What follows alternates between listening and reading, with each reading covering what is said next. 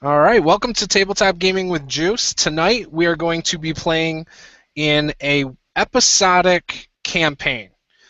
Now, most of the time we'll probably have a lot of the same people. You'll see them reoccur. Sometimes it might be new players. So, with that said, if any of you are interested in getting in on this, you can find this over in the Tabletop RPG One-Shot group. If you aren't sure what that is, it's on Facebook. Just search for Tabletop RPG One Shot Group, and you'll find us. We have over 3,000 members, and we're growing still pretty quickly. So, with that said, I'm going to let everyone introduce themselves, and if they want to plug anything, we will start with Alan. Hi everyone, my name is Alan, and I'm playing a Wood Elf Ranger named Faerun. This is my second or third online game, not new to D&D, but I am looking forward to this, so I'm ready to play. Excellent. I really like your overlay.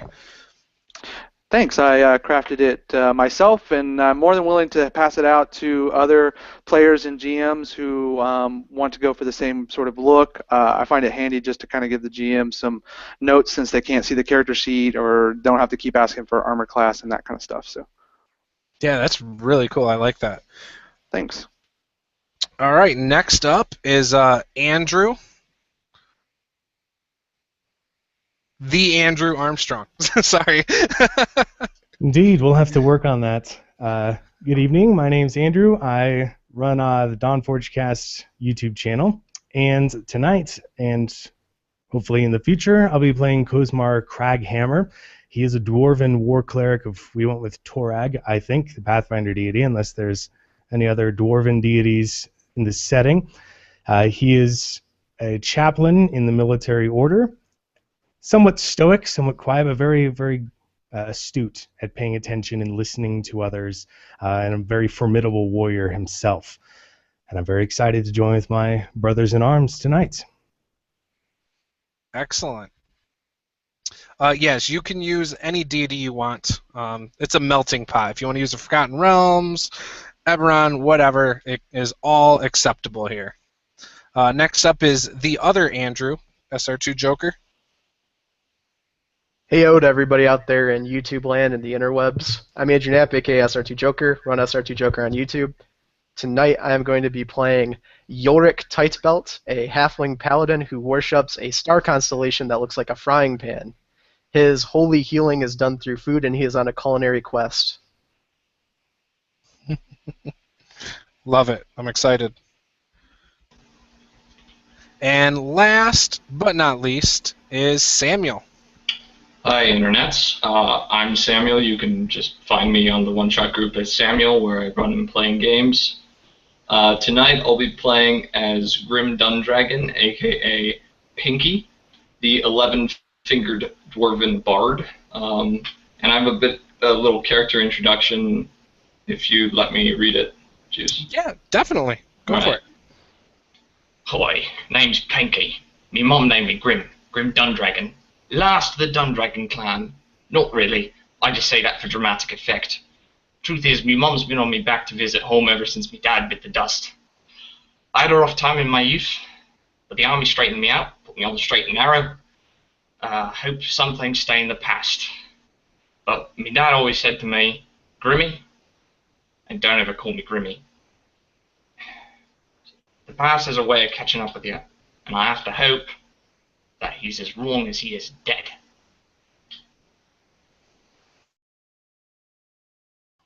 I like that. Nice. Very nice. All right, guys. So as you guys know, you have all had some sort of military training in the past, and you are all mercenaries. Okay? Now, just for the viewers out there that don't know, Elda is the large city in this portion of the world that kind of oversees most of the pretty much everything. I mean, they are like the New York of the United States. They are the place to be. Now, it is the oldest human civilization, and they have a lot of peace treaties set up with like the elves of the ancient forest and the Eastern Dwarven territory. However, there's a western dwarven territory, which is more nomads and barbarians, very savage. The mountains are called the North and South Savage Mountains. And then south is the Orcs Arrow Peninsula, named after its shape and the fact that there are a lot of orcs there. I know, very original names. But these players tonight and many others in the future have been hired out as mercenaries by the city of Elda because of their dwindling forces. Their army's been, ravaged by this long-going war, and as well as trying to maintain enough guards in the city and things like that. So these guys have very little actual experience out in the field, except for maybe escorting caravans here and there that serve to be not very dangerous.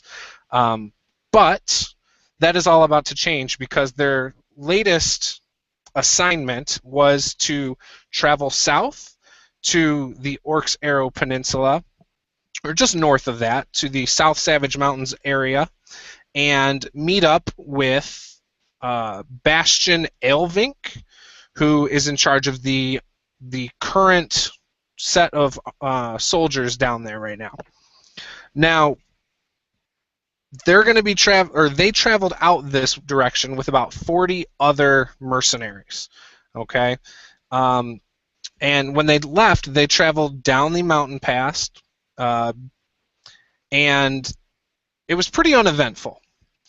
Now, they did manage to get down to where they saw a camp, and that is where we are going to pick up. So the terrain in the area is like grasslands. There is a lot of wind. There's a lot of dust in the air. It's not like a bright sunny day or anything like that. But you can see pretty far ahead, but there's a lot of dust in the air. The camp is probably about 500 yards out, and you can, if you needed cover, there's many things, whether it's shrubs or high grassland that you can kind of use for cover. Now, you guys in this mercenary troop haven't really been marching in any particular order, and in fact, at this point, the other 36 guys have kind of gone on ahead without you guys, just kind of leaving you back here. And you probably haven't seen them in, I'd say, a few hours. Everyone seems pretty rough and tumble, and not like they want to take orders from anybody. But you four are here, and feel free to introduce yourselves in the scene however you would like.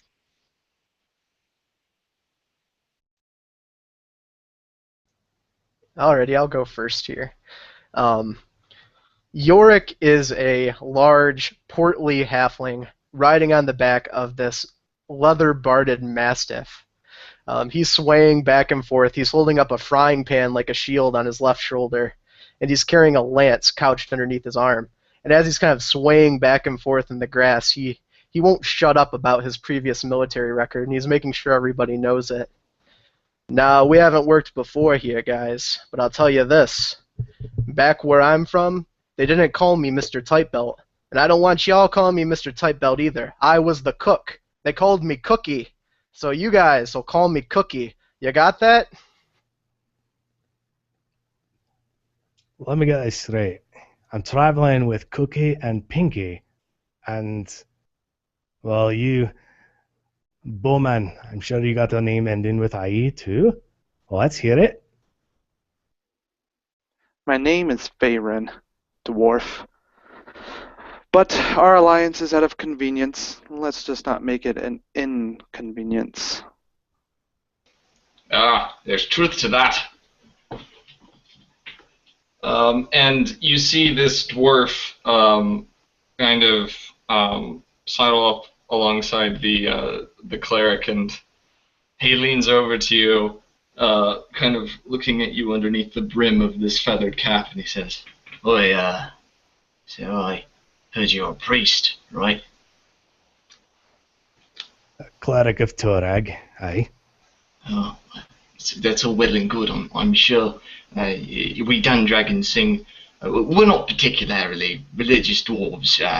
We might offer up a song to a god every now and then, but basically I wasn't raised religiously. But I was wondering if how much you knew about other gods, particularly this goddess Soon. I don't think I've heard of her. Is she in the Dwarven pantheon? No, she's a goddess of love and beauty, and I know it sounds silly, but I think I've seen her, and I don't know, it was a dream maybe or vision. I don't know anything about these sorts of things, but I found this book, and he pulls out a prayer book, and it's got a image of Soon on it, which is a beautiful red-headed woman. It's basically just the silhouette of a woman facing away with the hair part of the silhouette blowing to the side, and that part's colored in red.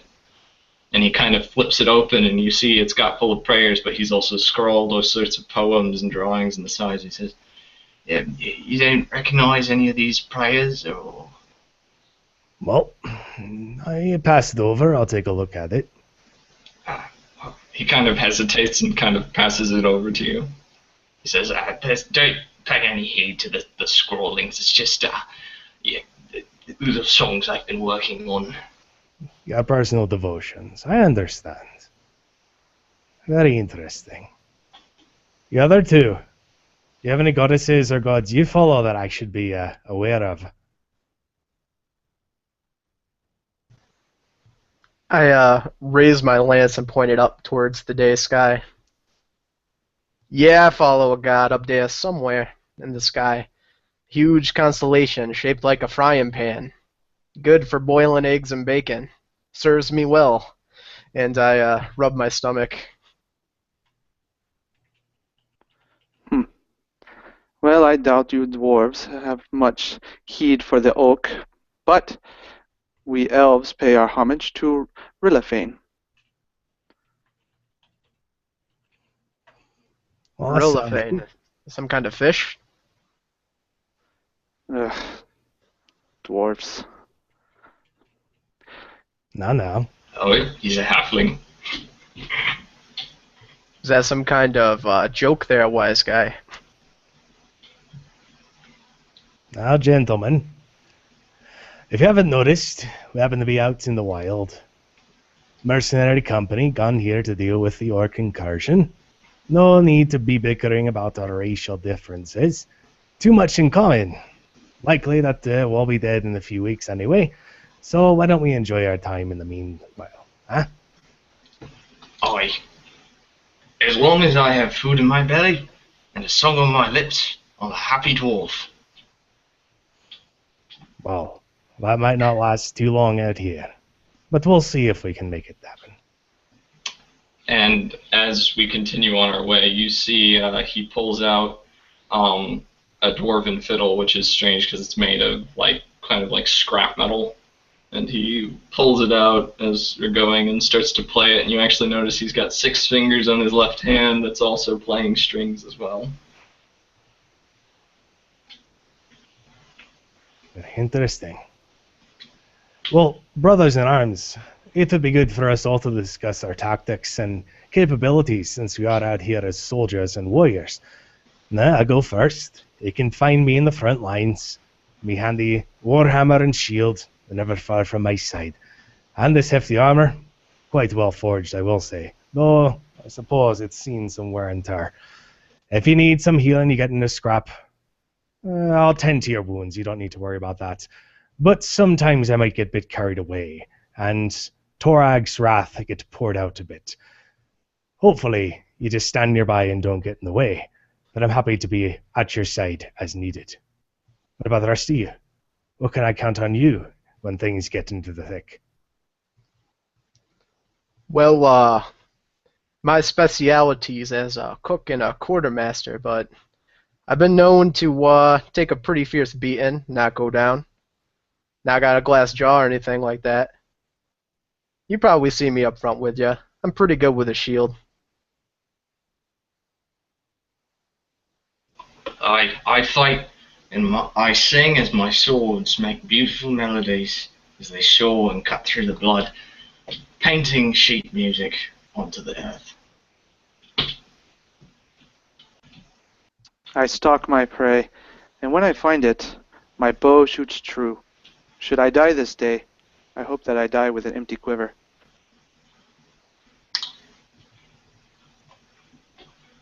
Well, that sounds good. Got most of our bases covered. For just hunting orcs shouldn't be too complicated, I think. Shoot them, stab them, hit them with the pan, and sing them to death. Boy, it's more effective than you think. We Dundragons have learned one or two things about music. And he taps at his side. There's this metal drum kind of secured around by his waist with a big leather strap wrapping around. And this metal drum, since you can read Dwarvish, you actually see it's got dozens of names scrawled into the side of it. And each name is a name of a different Dundragon. There's a symbol, a dwarven symbol above each name that says either dead or retired. And as he taps the drum, you hear it make this low thud and then this thundering noise from inside. Aye, Dwarf, I suspect your singing will kill plenty of orcs. Now, don't discount the thunder of the war drum. It's been a long while since I heard it, and not out in the plains. Aye. We Dundragons know how to make a thunder drum proper. Excellent. Although, Scout, I don't think you'll fare and have much advantage sneaking up ahead. Perhaps you may take the point as needed. We're a bit slow and noisy back here. Indeed. So, Faerun will peer out and just kind of, he's like a hawk. He's watching the grass fields all together, making sure that they're not, our group is not going to be ambushed. But he has, he's definitely got keen senses. Yeah, you would see as you're poking out. All the other guys are pretty much. You're the only one that's tall.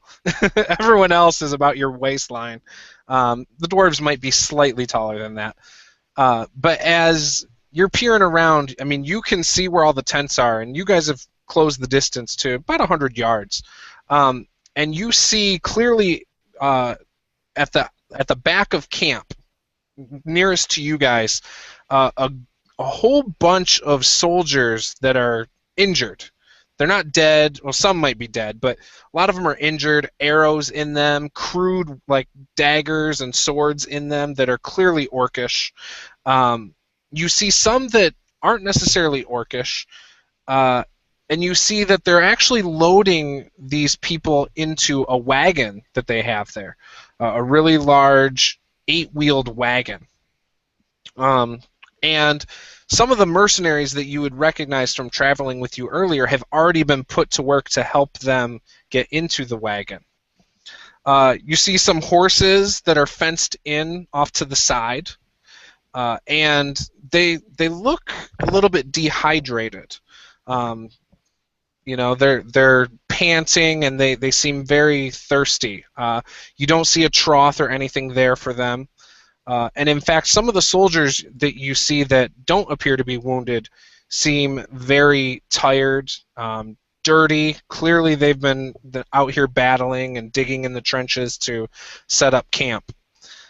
You quickly see that the mercenaries who aren't helping load these wounded soldiers up are being rounded up and told to come to a certain area. You can't hear what's going on, but based on the actions of everything, you can see they're being told to go somewhere.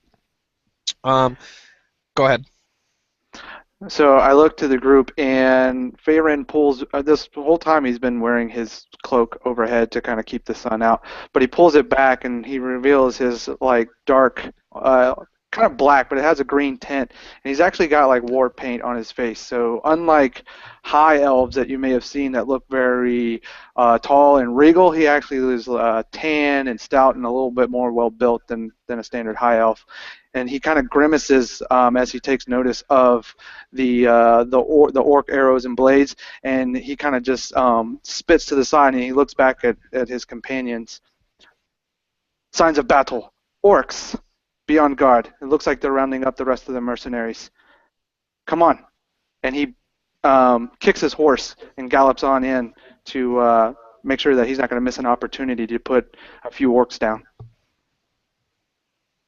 Excellent. As you guys get even closer, a guard quickly runs over in full plate. In fact, most of these soldiers there are in like major armor, full plate armor, shields, swords. Some of them have great weapons. Clearly, they are well outfitted. Some of the ones that, like I said, looked really tired, had taken their helmets off and things like that, were slouched over, drinking from their water skins. And this guard who approaches you guys says, quickly, put your horses away, get over there and report to Bastion Aelvink right away. Hoi, don't rush a dwarf. All right, so you get over there, and you see that a man who is... I'm going to pull up his picture real quick. Is that showing up for everybody? No? Let me try this again. A man is standing there, and clearly he does not look hungry, thirsty. He actually does not look like he's seen battle today. And he quickly tells you guys, it's about time you boys got here. We need all of you, all 40 of you. Wait, 40? There were supposed to be more than 40. He turns to a guy right next to him and whispers something, and that guy runs off to the tent. He says, we need all 40 of you to do some missions for us. We right here are going to hold the line, and we're going to push further ahead. However, I need volunteers for these specific jobs. Number 1, we need to find a water source immediately. We haven't seen fresh water in days. Number 2, we know that there's some orc bands out west. And I need probably about 8 to 12 of you guys to go that direction and try to seek some of these out and, you know, make sure we don't get flanked. Okay? We also know of some savage dwarves that are in the mountains. And we know they're trying to flank us as well. Now that's out the other direction. So we need you to send about 8 to 12 that direction. Again, we need volunteers. And the last thing is we need some people to escort the wounded back to Elda. So who's up for what tasks? Well, Commander, I'm sure we'll be able to find suitable solutions for all of this. However, I'm not sure where the rest of the mercenaries got off to. Just us four, we decided to stick together and come to you. Would you mind the numbers being a bit smaller? I think our group might do well. In the place of 8 or 12, us four might hold the line and accomplish one of these tasks of yours. You think the 4 of you could handle that? Oh, I'm a Dundragon.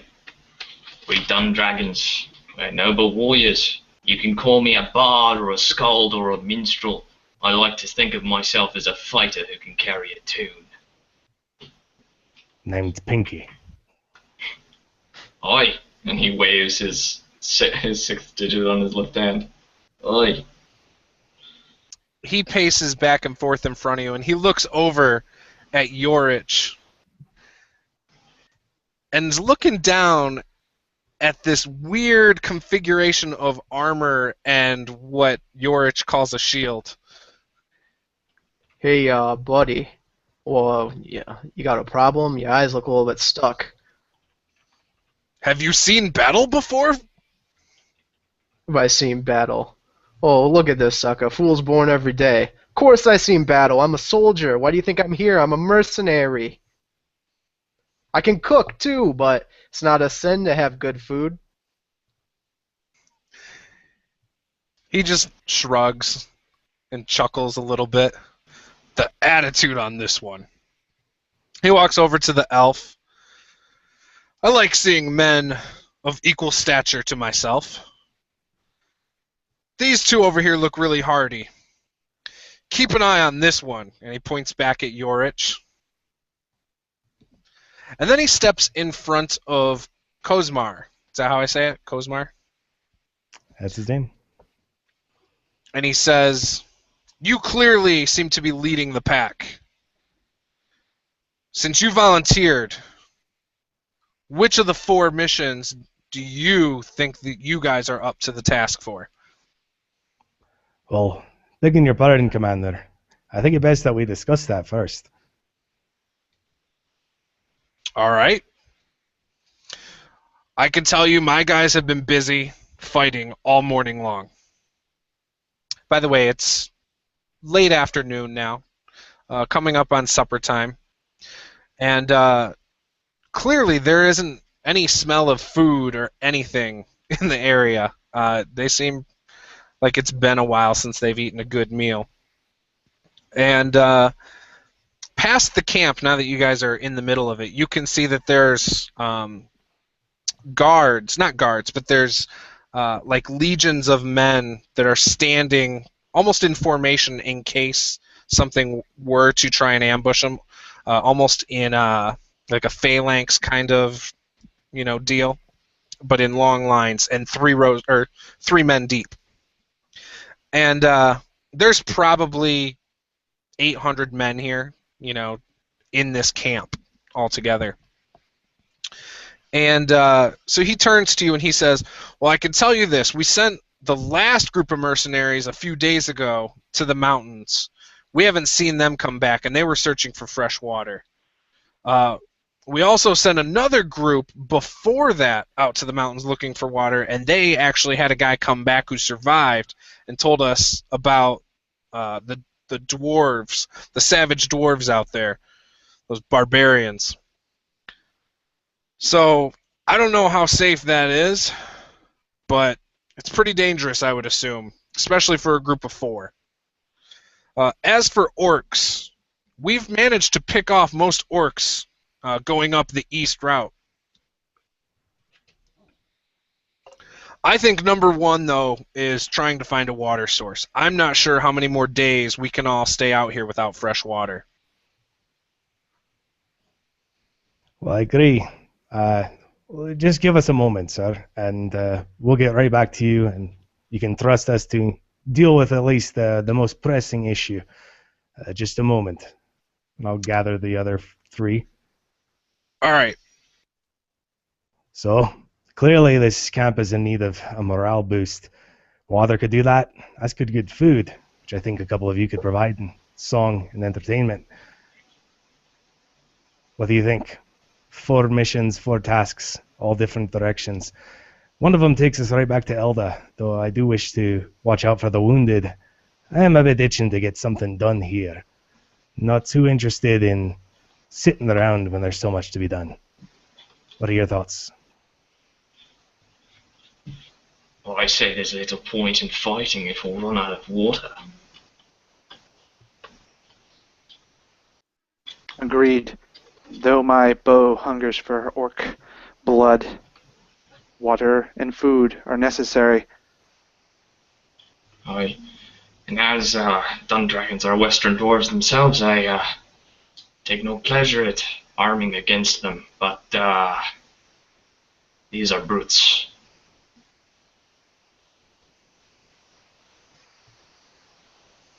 If I don't die from lack of water, then the smell is going to kill me. So we better do something about this. When Baldy showed up here, he probably had a full head of hair, if you know what I mean. It hasn't been a good week.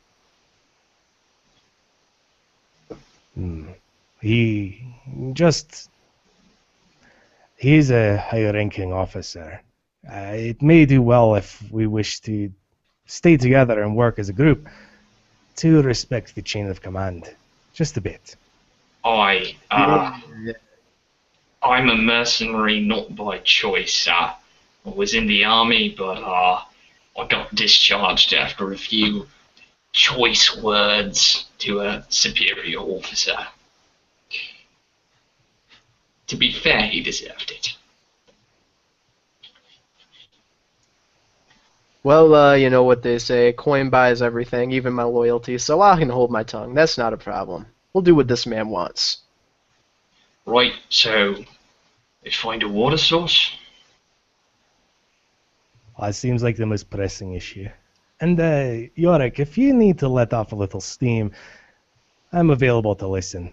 I know sometimes the yoke of command and structure can weigh heavily. So, anytime, and perhaps over a meal. I hear you tell that your cooking's famous. I'm happy to test that. Yeah, I'll take you up on that. All right, Commander. We're ready to go and search for this water source.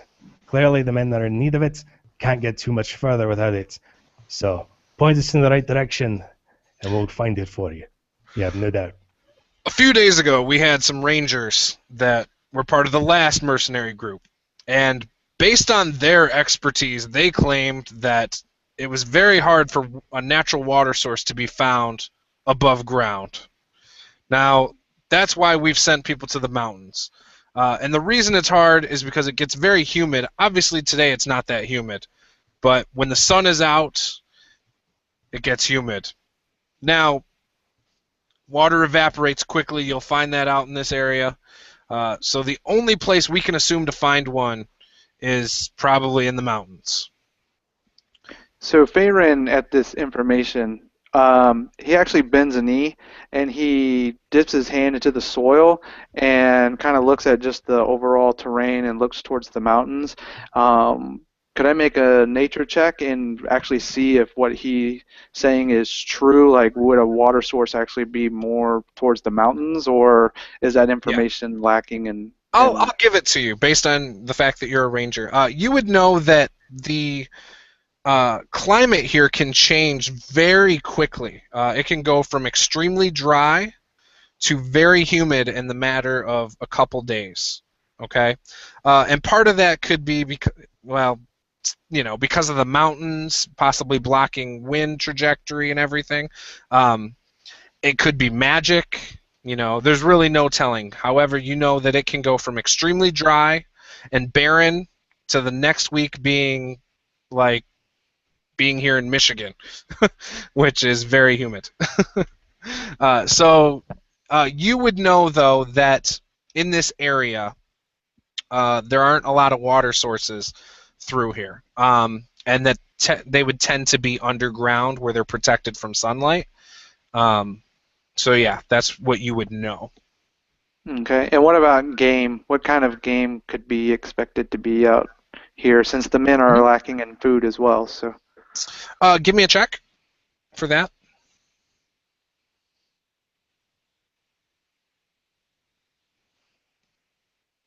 all right, that's going to be a 14. Okay. You would know that there's bison, and when you get over just a few miles west, you would know that there's goat, all sorts of things up in the mountains. A lot of animals that you wouldn't even normally suspect based on the extremes in the climate, but they've managed to adapt.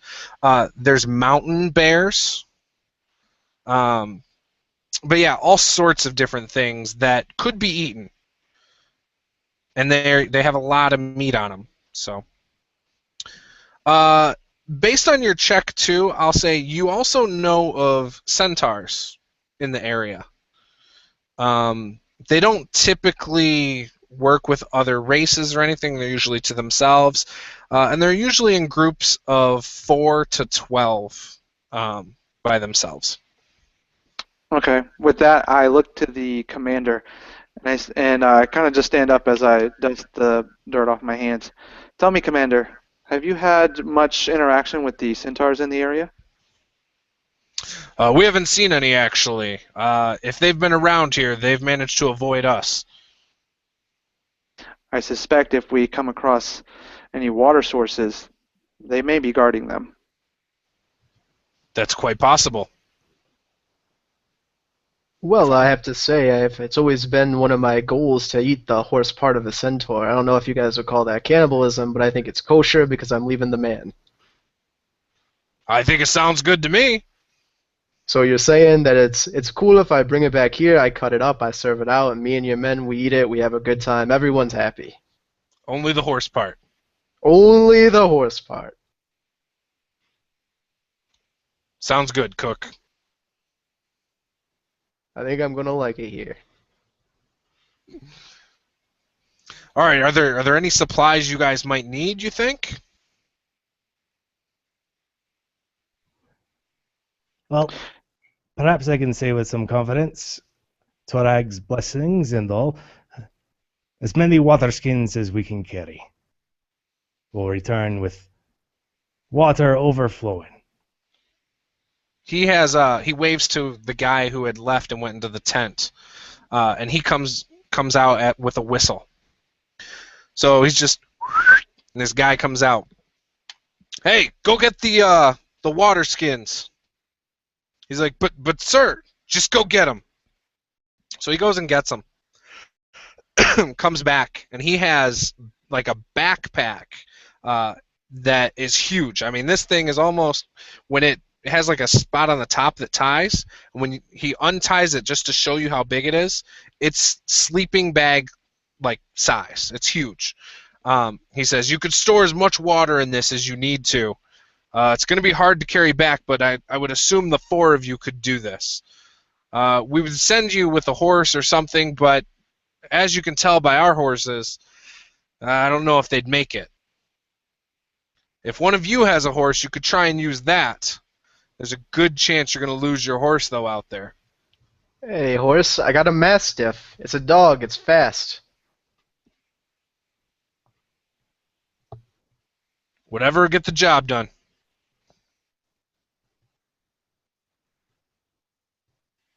So with that, the commander makes sure that you guys are set up with anything you need. Any mundane items you think you would need, that you would think that they would have, you are more than welcome to put on your character sheet right now. And with that, you can, I mean, it's around dinner time, like I said. You can step out tonight. It's only a few miles away, or you could wait till morning. But getting a water source is very important right now. It's completely up to you guys how you want to handle this. Well, gentlemen, there is a bit of an urgency about here, but something around the dark, well, it's not too much of a big deal for some of us. But what about you, Yannick? Can you see in the nighttime?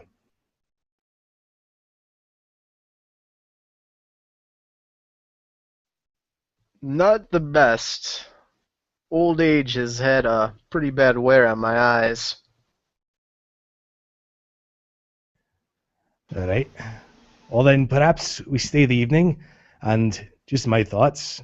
You don't have to follow me. I'm sure even some of you ranked me from my time in the past. But interrupt me if ever I'm talking too much. I just like things clear and orderly. Perhaps we could spend tonight helping the wounded, cooking up a good meal for them, and seeing and scouting out the area, and then start fresh in the morning. Sounds good. You're a good dwarf, Kozmar. You didn't have to seek our counsel. You could have made the choice yourself. I respect that. I'll remember that. Oh, thank you. I'll just tell you that many years as a sergeant in the military, you come to strongly respect those commanders and lieutenants who recognize the breadth of experience that us sergeants have. And I want to do the same if I'm blessed enough to be perhaps the leader of this company. I definitely want your input too. So, happy to do so.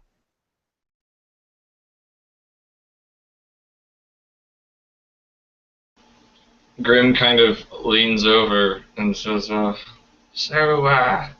he's addressing the halfling. Why do they call you Tight Belt? Oh, and he bends back, and you can see the buttons on his apron almost busting. And he pulls up the bottom flap, and you see this ornate-looking lion's tail that's been tailored into a leather belt. This belt right here holds my pants up. I take it off, my pants fall. I eat a lot, the belt it gets tight. In my religion, when you pray, you gorge yourself. Every meal's a last meal. Right then. Do you want to touch it? It's nice. I think I'll pass. Well, another time. All right, guys. So you guys are staying for the night. Are you all just gonna go to sleep? I mean, I would assume so. I would assume you'd feel pretty safe, surrounded by a bunch of guards and soldiers. Favorite will examine the bodies of the fallen mercenaries, examining the different orc weaponry. Since he has hunted orcs for quite some time now, he wants to know what he's dealing with as far as maybe discern the orc tribe and/or what he knows about their particular tactics. Yeah. Okay. So you know that a lot of the damage either looks like some kind of piercing or like a very heavy slashing. And what I mean by that is it's not your little tiny swords or anything. I mean, there's some weight behind these attacks. As for what you can tell about possible tribes, there's no real way, I guess, to tell from the damage done. Now, the arrows that have been left behind, though, you can discern that there are various tribes, which would almost give you a feeling of like, oh crap, like they've unified and they're working together, kind of thing. Yeah, definitely. That's puzzling and scary all at the same time. Exactly. You also, I would say you've had time. You've probably asked around about the orcs to get more information, and some of them have been very dressed down to basically wearing no armor and being equipped for speed, whereas others have been equipped in heavy armor, very crude patches of metal plate armor, which again is a very scary thought because orcs are very strong and powerful, and especially down here. And you have not encountered any of those orcs before. In fact, very few have and lived to tell about it. So, yeah. If you have any more specific questions, maybe I can answer those as well.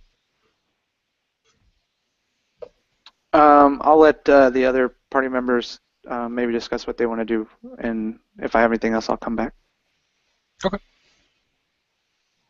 Kozmar will expend his spell uses in curing anyone who's injured as best he can. He doesn't have very much on utilizing his medicine skills, and just be available until sleep takes him for any kind of assistance, religious or otherwise. He'll do his Toragian prayers, which also revolve around him having a metal urn out, which is kind of unusual. He shows some reverence to it, and other than that, he'll retire as soon as those duties are done. Anybody else? Samuel? Joker? Pinkie actually goes among the men of the camp, and he finds a group of dwarves that look rather disheartened. And within a matter of minutes, they're standing in a circle, all facing inward, and they're all singing this song. It's like, an elf can twist magic, and a halfling can sneak. Gnomes are cunning, but stranger than you think. Humans are noble, but boy, they age quick. A dwarf will be there through thin and thick. Da, da, da, da. They continue to sing this song as Pinkie just kind of stands in the middle on his fiddle, and there's a bell wrapped around his leg, and he's stamping his foot in time with the music, and they'll link arms and begin to kind of dance around. I want all of you to take inspiration. I've really enjoyed you guys so far. So I just wanted you to know that. Excellent, excellent. As it gets darker, you see in the distance where the camp is facing, you can see the torch lights of where clearly there's an orc camp. And obviously your current camp has torch lights as well. And at first you didn't realize how close they were. But one of the soldiers there says, yes, they've been there all day. They were there yesterday as well. And right now we're just in a stalemate. Feyrin finds Kozmar by one of the campfires and sits by him and actually offers him a bowl of what this camp is calling food at the moment. And says, and he just kind of offers it to him, and he sits down beside him. And it's, I know that I may come off brash, Dwarf. Our people have not always seen eye to eye on many occasions, but we are going into battle. See those fires? Orcs. These are not orcs I've faced before. Their tactics are crude. They're powerful. We must be on guard. We are limited in number. Well, I appreciate you sharing your food and your thoughts with me. I think what might help, perhaps, is using each other's names. I'm Kozmar, Craghammer, and Feyrin, I think you said, might work better than calling each other elf and dwarf. But you're right. It is a bit daunting task that lies ahead of us. But I have faith in Torag and, as you said, Rilithane and all the other deities. We rely on them in these moments. They've ascended, they give us example, and we follow them. And we may die. But we may die, hopefully, like you said, with our quivers empty, our hands stained with our enemy's blood. We'll push these people out and restore freedom and order to this land, I have no doubt. And I'm quite content and happy to have fallen in with you folk. Rest well and confidently.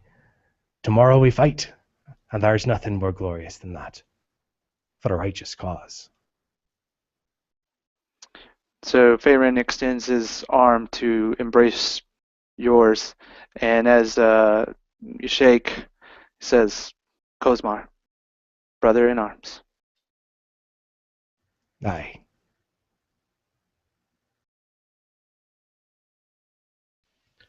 I got a question for you, Juice. What's the sleeping arrangement like here? They have large tents up or something? They sleeping out under the stars? Yeah, very large tents, almost like Roman soldiers type tents. I don't know if you guys have watched Spartacus, but they have like really large tents that are usually set up in that. They're like that. Okay. Well, I've got a 2-person tent, and I go about setting that up like on the outskirts, around the edge. And while I'm doing it, I see a man come over, and he looks like he wants to get into my tent, and I say, "You know that's not for you, guy. This is from me and my dog." And as I'm kind of trying to usher him away, I see he's wounded. And having seen what Kozmar and Pinkie did earlier, I'm pretty impressed by their hospitality. And you know I'm not a bad guy, so I go into my bag and I take out some food that I prepared with my magical medicinal herbs. And I go ahead and I give it to the fella, and I say, "You can't sleep here, guy, but, you know, why don't you have a good meal and maybe it'll help you out a bit." So I see him eat it, and I can tell his health starts to improve. And I cast Lay on Hands on him, because all my magic is delivered through food. Awesome. I love it.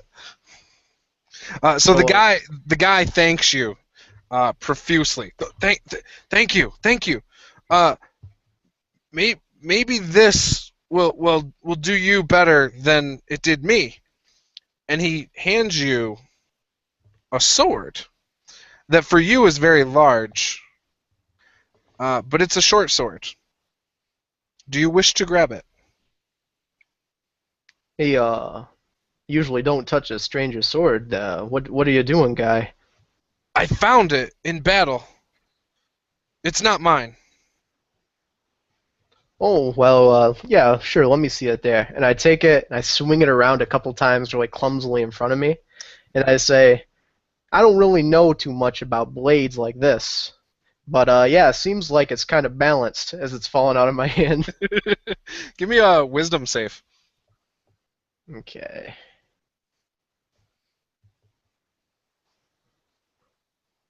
17. Oh, you made it. Good.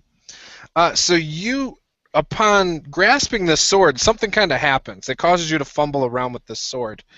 And you unlock something with this sword. It's a short sword. And you notice that you can separate it into two swords. Magically. So I, like, do this while I'm fumbling around with it? Yeah. Like, I drop it, and it hits the ground. As I go to grab it, it bursts into two weapons, and I grab them, and I say, whoa, I didn't know there was two of these things. That's a nice magic trick there. And the guy looks at you and says, it didn't do that for me. How'd you do that? Just clumsy guy, I don't know. It hit the floor, the thing popped open, and bada bing, bada boom, I got two blades. You sure you don't want these things? They seem pretty potent.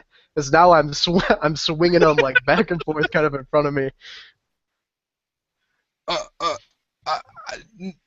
He reaches out and he says, sure, I'll take them. I guess. I don't know. What if it does it again? Well, I'll tell you what here. I'm not without some generosity. I keep the blades, you keep the tent, I give you 10 days rations of food. And I'm not talking about this food, I'm talking about the good stuff, guy, the stuff that I make. Yes, I'll definitely. I want the tent and food. I want the food. Done. You got the rations, you got the tent, but the dog comes with me. Come on, mutt. Don't tell anyone I have this food though. Lips are sealed. Thank you so much. He goes in there and starts eating more than one day's worth of rations. So I'm pretty perplexed by this sword. I've got no idea what the significance of this is. So I'm just gonna leave this area and this man that gave it to me and go and look for Kozmar and try to seek his wisdom. He might know something about it. He seems more martially oriented than I. Mm-hmm. So like I approach up, my mutt's behind me. I have this ghastly look on my face, like I've been trying to solve a math problem when I'm not good at math. And I say, hey, Kozmar, you ever make anything out like this before? It's kind of weird. I'm swinging the blades around. Kozmar, you see two short swords.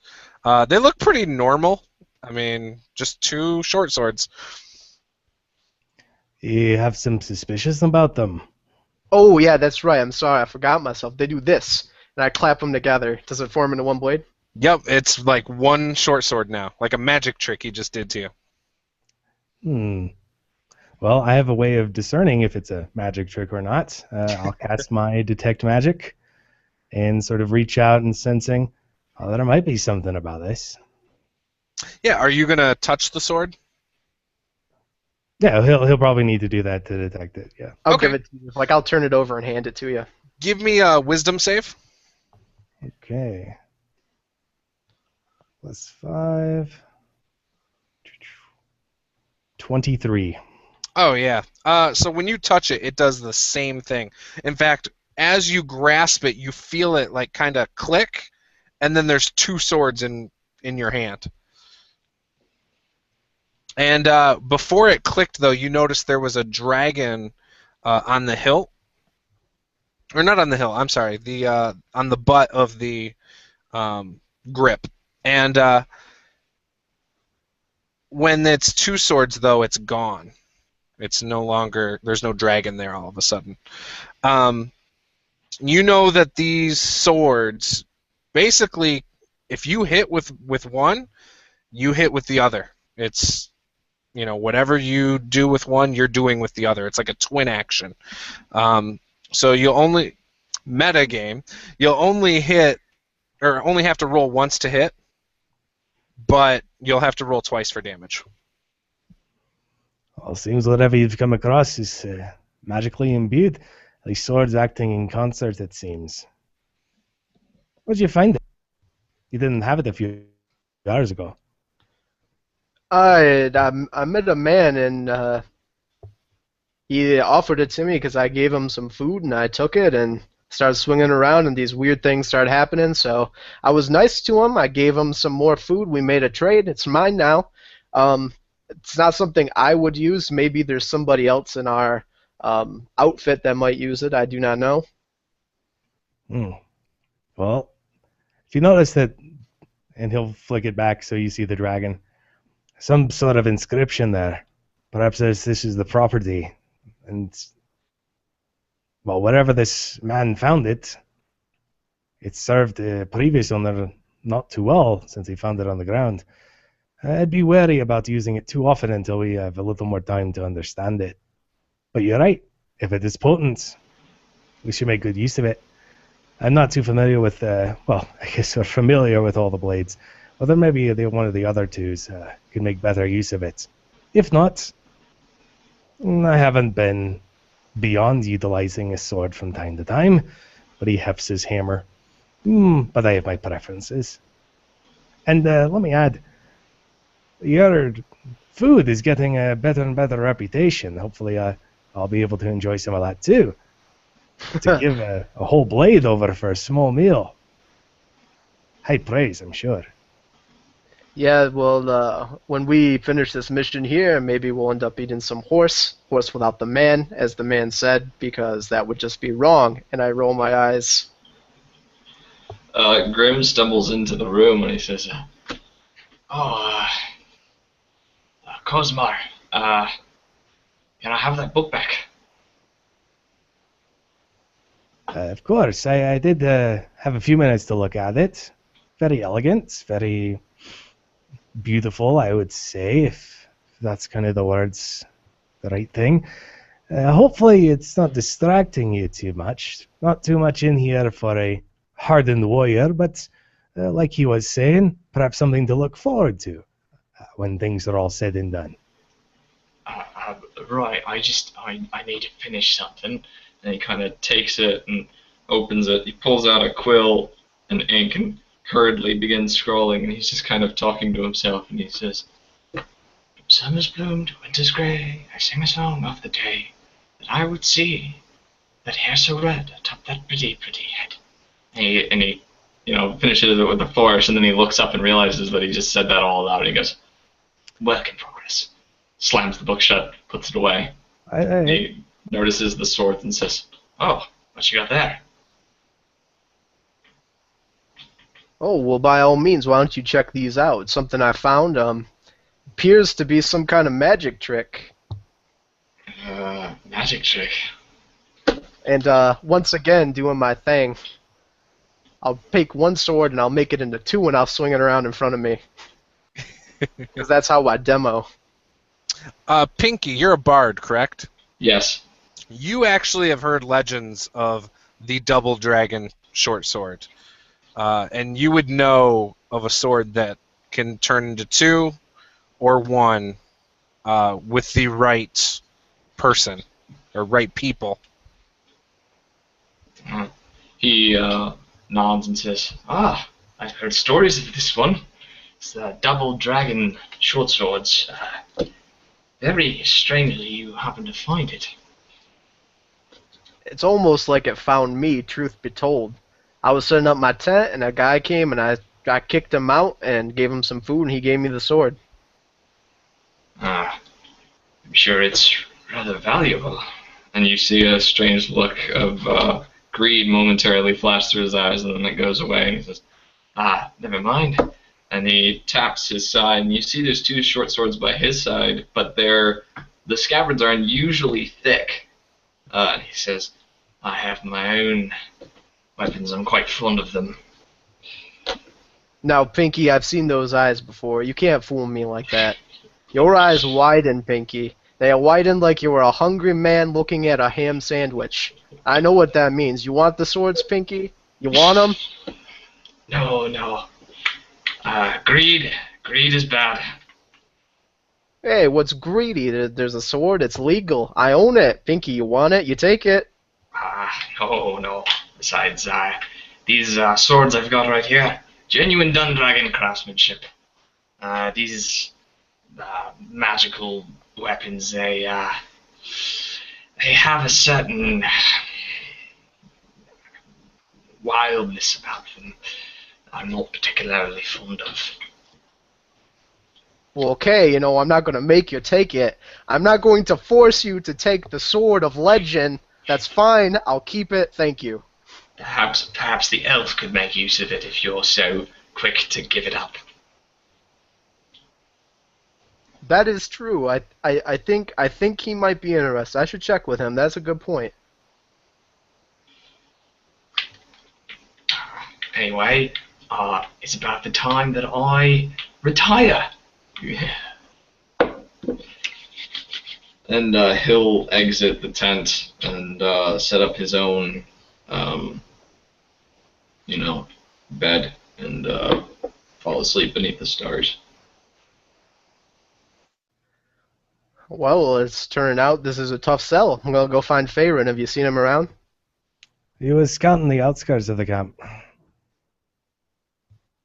Oh, is one of those rangers want to do, I guess. I'll go look for him. All right. Be safe. Good night, Kozma. And I'm going to go hunt him down, Juice. Yeah, I'm assuming he's pretty hard to find unless he wants to be found. Faerun will, as Yorick there is kind of looking around in his bad eyesight and he can't see, Faerun, not even really trying, just kind of walks up behind him and places a hand on his shoulder, and from like the dark, as if he stepped out of the shadow of the darkness itself. I assume that you're looking for me? Whoa! Lazy there, buddy. Jesus! Oh my! What is this? Oh, it's you, Faerun. I've been looking for you. Here you go. Take a look at this. I found this. It's magical. Take it. Faerun hefts the blade, feeling its balance and looking over its ornateness. Yeah, give me a wisdom check. You see a dragon on the pommel. Thank you, Andrew. And the dragon looks pretty nice. It's very finely crafted. That'd be a natural 20, so 23. Oh yeah, dude. You know everything about this sword. You don't even have to ask. As soon as you grab it, it clicks, pops out into two swords, and feels amazing in your hands. So Faerun takes it, and as if he's known how to do this all along, the blades pop out, and he actually swirls them around as if he's like just kind of like you would do a pencil between your fingers, and they kind of whisk through the air, and you can almost hear them as if they kind of just cut through the air, and they make kind of like a whistling sound as they go through, and then he kind of just really quick, as he swirls it back towards you, facing the pommel towards you, it's one sword. It's like, this is excellent craftsmanship. Would I know who created it, such as like a race, or I know that's. Yeah, no, these are actually ancient elven make. Got it. It's like these are an ancient weapon of my people. And the dragon is actually from way back in the day in the ancient forest. There was an ancient green dragon that actually the elves kind of paid homage to. They kind of respected his space, and he respected theirs, and so they made this sword in honor of him. Okay, so with that, knowing that, Faerun kind of like he offers the sword back to him, but he says, "Where did you? This is a holy relic of my people. Where did you find this?" Well, I was over with my dog and is setting up a tent. I offered a man some food. He gave me the sword. I thought it was a man gave you the sword? Well, he traded it to me. I gave him a few meals. Where is your tent? Well, it's back over that way, on the outskirt, to the southeast, and I pointed out. Faerun looks back towards that way and just kind of looks at Yorick and kind of questions it at first, but then just like hefts him and then like kind of starts running towards that tent. So, when you get over there, though, you do not see a tent. In fact, there is no sign of a tent ever being there. when he like beats it away, like takes off running in that direction, I just turn and watch him run and shake my head and say, "I'm a pawn. I'm a frickin' pawn in someone else's game. I don't understand it."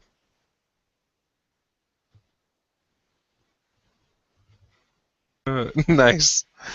Yeah, when you get over to where that tent was supposed to be, you don't see any signs of a tent ever being there. It's very odd.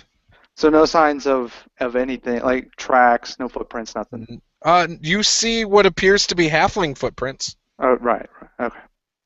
And I just kind of like marvel at the blade, not even realizing that I actually took it with me, but seeing it, I kind of put it in my belt loop for now, and head back towards the others. You know that two of them are sleeping, and Yorich is exactly where you left him before you ran away. I'm assuming Yorich is going to retire to some other tent. I'm sure he's going to find one somewhere. Yup, the big tent, the biggest tent. The biggest tent? The bigger the better. All right. Yeah, when you go into the largest tent, there's a ton of guys sleeping there. Faerun, are you going to retire as well? I know you don't need as much rest. Yeah, no, Faerun will, again, I mean, seeing the orc fires, he will definitely keep watch as long as his stamina will allow, and then of course he'll go into, he'll go with the other two dwarves, and he'll trance in the same tent or wherever they are, the barracks, and but he will wake or come out of his trance before light break. Okay. As he I'll go into the RP on that when we get there. Okay, yeah, we can jump straight to that. I think everyone else is pretty much sleeping, so. Okay, so before light break, Faerun comes out of his trance and he actually goes outside and he kneels, and from his pack he pulls out a small an object that's kind of wrapped in a kind of cloth, and he lays it on the ground and he unwraps it, and it's a broken hilt from a sword, and he grasps it in his hand and he says, "Blood of my blood, I will avenge you." And he puts it back and he kind of wraps it and he puts it back into his pack, and then he looks back towards the others or looks back towards where the other two are resting, and it's time I wake these dwarves.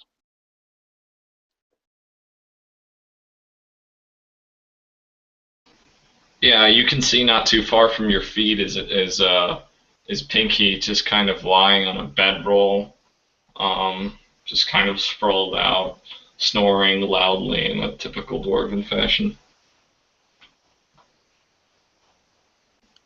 Gozmar is also he's already up, however, and he's doing his morning devotions to Torag. You see his prayer, sort of a stone tablet out.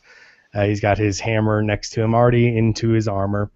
Almost like he slept in it, it would seem. You see now also, again, that urn sitting out, and you hear him speaking Dwarven, his eyes shut, lifts his hammer every now and then. And he kind of senses you coming.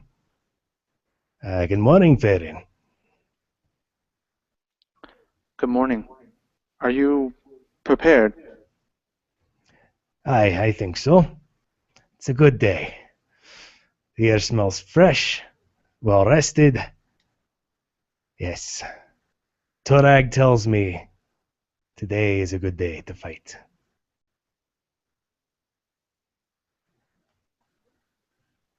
We should wake the others.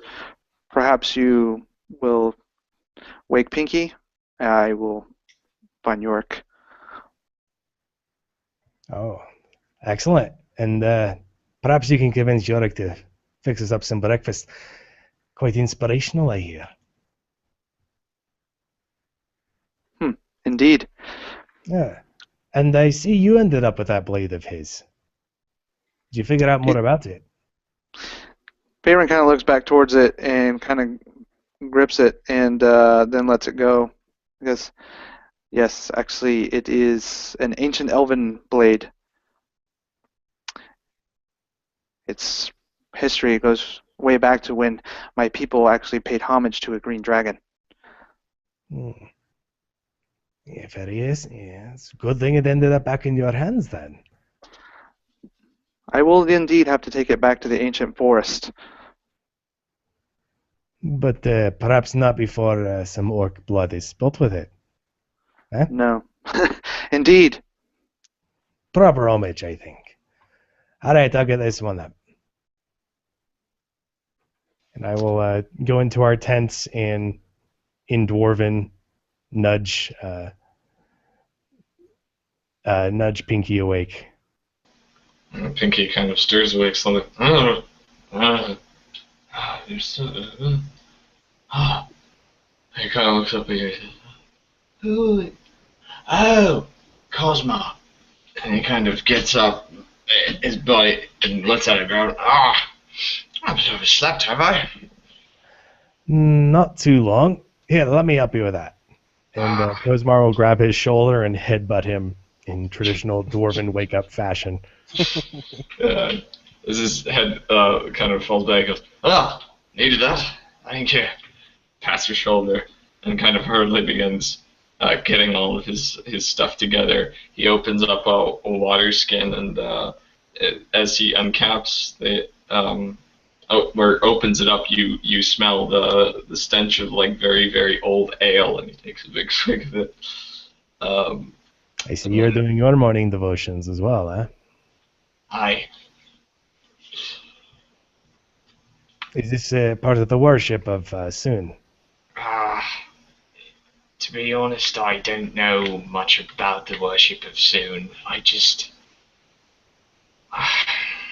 know I sound crazy, but sometimes I just see her just for a moment across a crowded room or inside a forest, and then she's gone. Yeah, that's not crazy. The gods are quite inexplicable from time to time, and one of fleeting beauty, as you describe. It's not beyond comprehension that she comes and goes. I hope to learn more about her. I've been looking through this prayer book and writing things, but half the prayers are in Elvish, and I don't speak much of that at all. I know a few songs in Elven, but I don't even understand most of the words to those. Well, perhaps you can ask Firin as we go along in our travels. Perhaps. Well, let's go get to the others. We got a lot of work to do today. Those orcs ain't Indeed. gonna kill themselves. He says as he slings his instruments around him, pulls a horn, kind of hangs it from his neck. Faerun overhears some chatter about half of the mercenaries who came in yesterday have already fled and just left the camp in the middle of the night. Another group of them had taken the wounded back to Elda already. Has already left to go back to Elda. And the commander is extremely pissed off about, as he says, this poor batch of mercenaries that have fled. And as this is going on, he sees you, Faerun, and he says, "You guys are still here? Gosh, you guys should have left hours ago."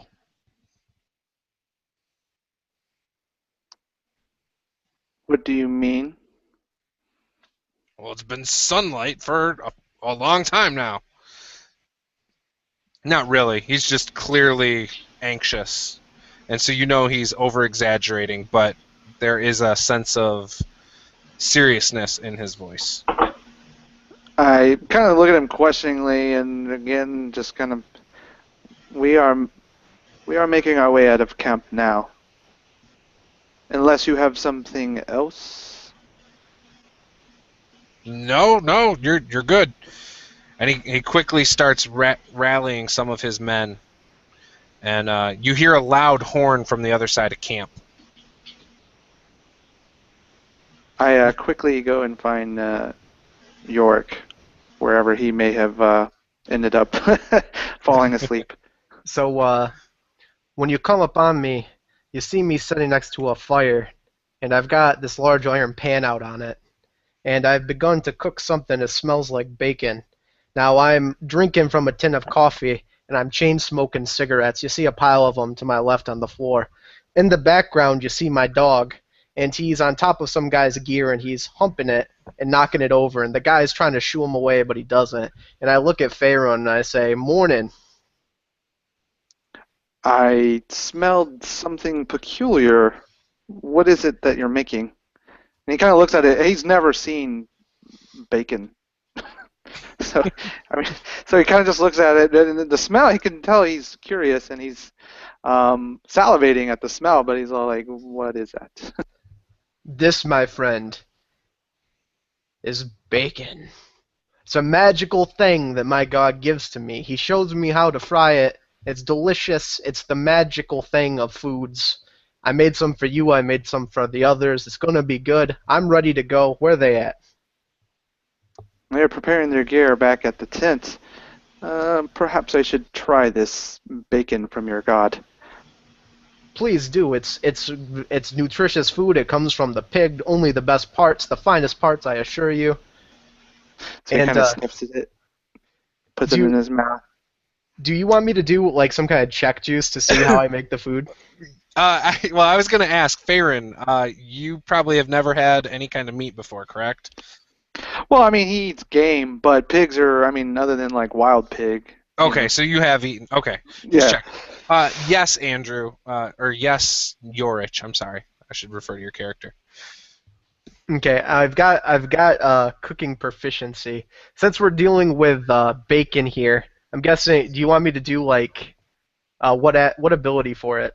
I can see arguments for a lot of them. Great question. I have no clue. You decide and tell me what you chose. I'm gonna do dexterity because the way I cooks, I get in there and I cut it up and I toss it, and it's a really fast thing. I don't overcook it on either side. Okay. So here we go. And I'm gonna use my inspiration because I'm no schmuck and I cook good food. I think when you're proficient with something like that, that's automatically advantage, I believe. Attribute plus prof. Yeah, he's right. So what I'm going to do then, I'll use the advantage because I got to make sure this is good. It's going to be 16 plus, so it's a 21. Oh, yeah. It's delicious. So it's good. I don't know what your reaction is. So, yeah, so he takes a bite, and at first he's kind of like just a little nibble, and then all of a sudden it's like a bigger bite, and he's like, truly, your god is magnificent.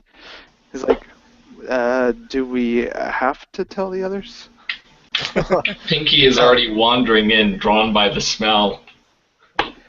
I Quickly, like the way you think. store the bacon. I'm going to have to make some more of this. I can already tell it's going to be one of those days, but cookies cook. Now here's the kicker though, Juice. This food that I cooked, it's my divine sense food. Okay. Anything that eats it, I can peer at them and I can see if they're fey or, construct or whatnot. Do I see anything? I'm peering right at him. He's definitely fey. He's like lighting up. What's that look like to you? He's lighting up like a Christmas tree. I see lights all over him. I see swirling leaves. It's a whole production. So good to know. Yeah, he is what he appears. That's important. And I kind of turn around and I yell at my dog. I go, "Hey, Mutt, stop doing that. We're in public. Stop it." And the guy's like kicking him off of the bags, but the Mutt's not having it because, he's a dog and dogs do what they want to do. Right. That's awesome. All right, yeah, so the bacon was delicious. Faerun, give me a Constitution check. See if you can keep it down. That's 20. Oh yeah, you're good. For a minute, you thought maybe the grease would be unsettling because you weren't used to it, but yeah, it was delicious. You go back and get seconds, and you're fine.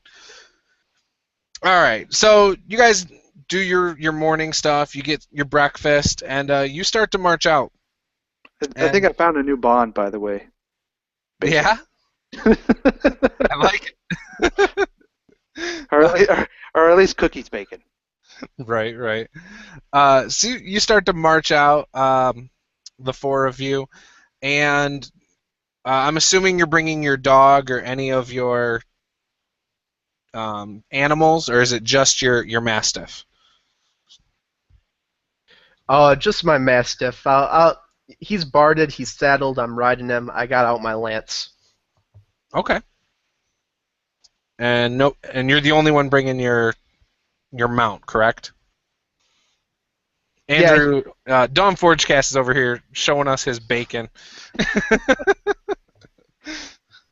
Yeah, Faerun definitely will not take a mount, seeing how the water is in short supply, and could probably dry out the horses if we did not find a water supply. Okay. And then Pinkie.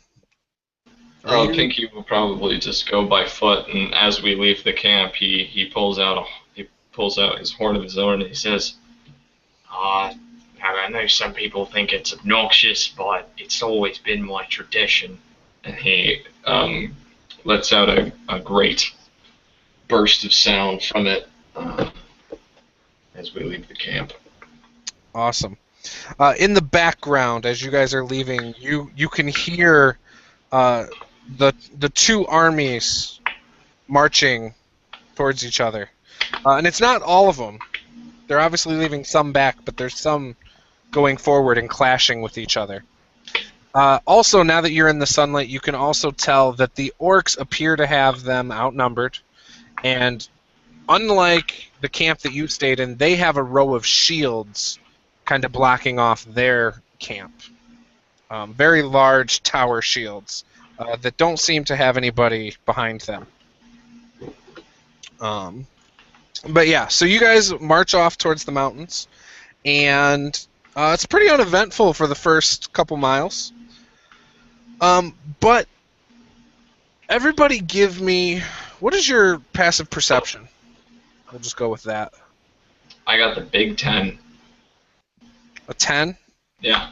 I'm assuming the cleric probably has a decent number. 14 maybe? His is 13. 13? Anyone beat a 13? I have 15. It's right there on my layout. Oh yeah, I see that. Yep. Yeah, okay, I'll say 15 will notice it. So you actually get an uneasy feeling, almost like there's something watching you nearby, and you halt everybody and listen to the ground. And as you listen to the ground, you can hear what appears to be hooves, like horses. What do you guys do? Or is it coming like in front of us, from behind us, either side of us? It sounds like it's in the direction you're going. So towards us. All right. Yep. And are we in like high grass, or is it open plain? You tell me. I would say it's high grass, since it is a grassland. Okay. So, yep. So I kind of pulled my hood up and said, horses are approaching. I was like, they may be centaurs. Get down in the grass. And I pull forth my bow, and my bow, although you would think it'd be made out of wood, being a wood elf, is actually not made out of wood at all. It's actually made out of elk antler, and it is a recurve bow, so it's actually a lot tighter pull than a standard human infantry bow. Or not infantry bow, but a human soldier bow. Okay. Now, gentlemen, before they come, do we anticipate combat? I'm not sure of the temperament of the horsemen, but does anyone know anything about them? Should we just avoid them? Can we talk to them? Can I make a history or a nature check to determine the Yeah, nature. All right. That's a flat 9. Could I assist? I'll let you assist. If you beat a 15, I'll let him re-roll his. Kozmar can also bless you with guidance, so, well, I guess you don't need it. Natural 20. All 22. right. So Pinkie, give me another roll. And that's worse. So he tells you what he thinks he knows about centaurs, and you feel like maybe it jogged your memory, like, oh yeah, and you started thinking about it, and the more you thought about it, you're like, I really don't know anything about centaurs. I don't know why I thought I did. Yeah. Pinkie looses one of the blades just with his thumb and pushes it up a few inches, and anyone paying attention would actually see that there's actually a gap in the blade. Mm. So I quickly tell Kozmar real quick is like, I'm not sure if they're friendly or not, but I would rather them pass us by unnoticed than interact with them. All right. So everybody, we should do this as one stealth check for you guys. So Yep. one of you give me a stealth check. I'll give that a go. Worst of us? Mine's -1. Mine's a +5, so, and I figure as the ranger, I'm kind of leading the group through the wilderness at least, so I'll give that a go. Yep. Did you say you wanted each of us to make a stealth check? No, just we'll have Faerun do it because he probably has Okay. the highest score. So that's a 17. Yeah, no good. You in this chatter that you guys were talking about these centaurs. You actually see in the distance 3 centaurs that have clearly spotted you due to their higher altitude, being able to see down into the grass more so. And they spot you guys. They're about 60 feet out, and they were actually kind of prowling slowly, and you still heard their hooves. They split up and kind of try to flank. 2 of them, one goes one way, another one goes another, and the other one maintains its ground. Everybody give me an initiative roll. 10. Can I go ahead and use my inspiration? Of course you can. Alright, go ahead and roll another one of those. Yeah, I'll use that one instead. Alright. 11, 13, and 16. So 22 for me. Alright, so order of operation is going to be Faerun. Then it's going to be Kozmar, Yorich, Grim, and then the centaurs.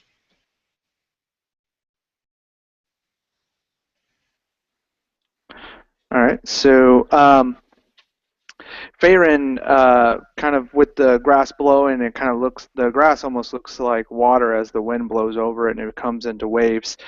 He actually pulls a few arrows from his quiver, so he's got like 3 in hand, and he puts one to the bow and he lays it out flat, and he kind of just times it, and as he fires, it actually kind of sails through the wind, and he'll try to hit one of the, or at least the centaur coming straight on in, versus the ones that are flanking out.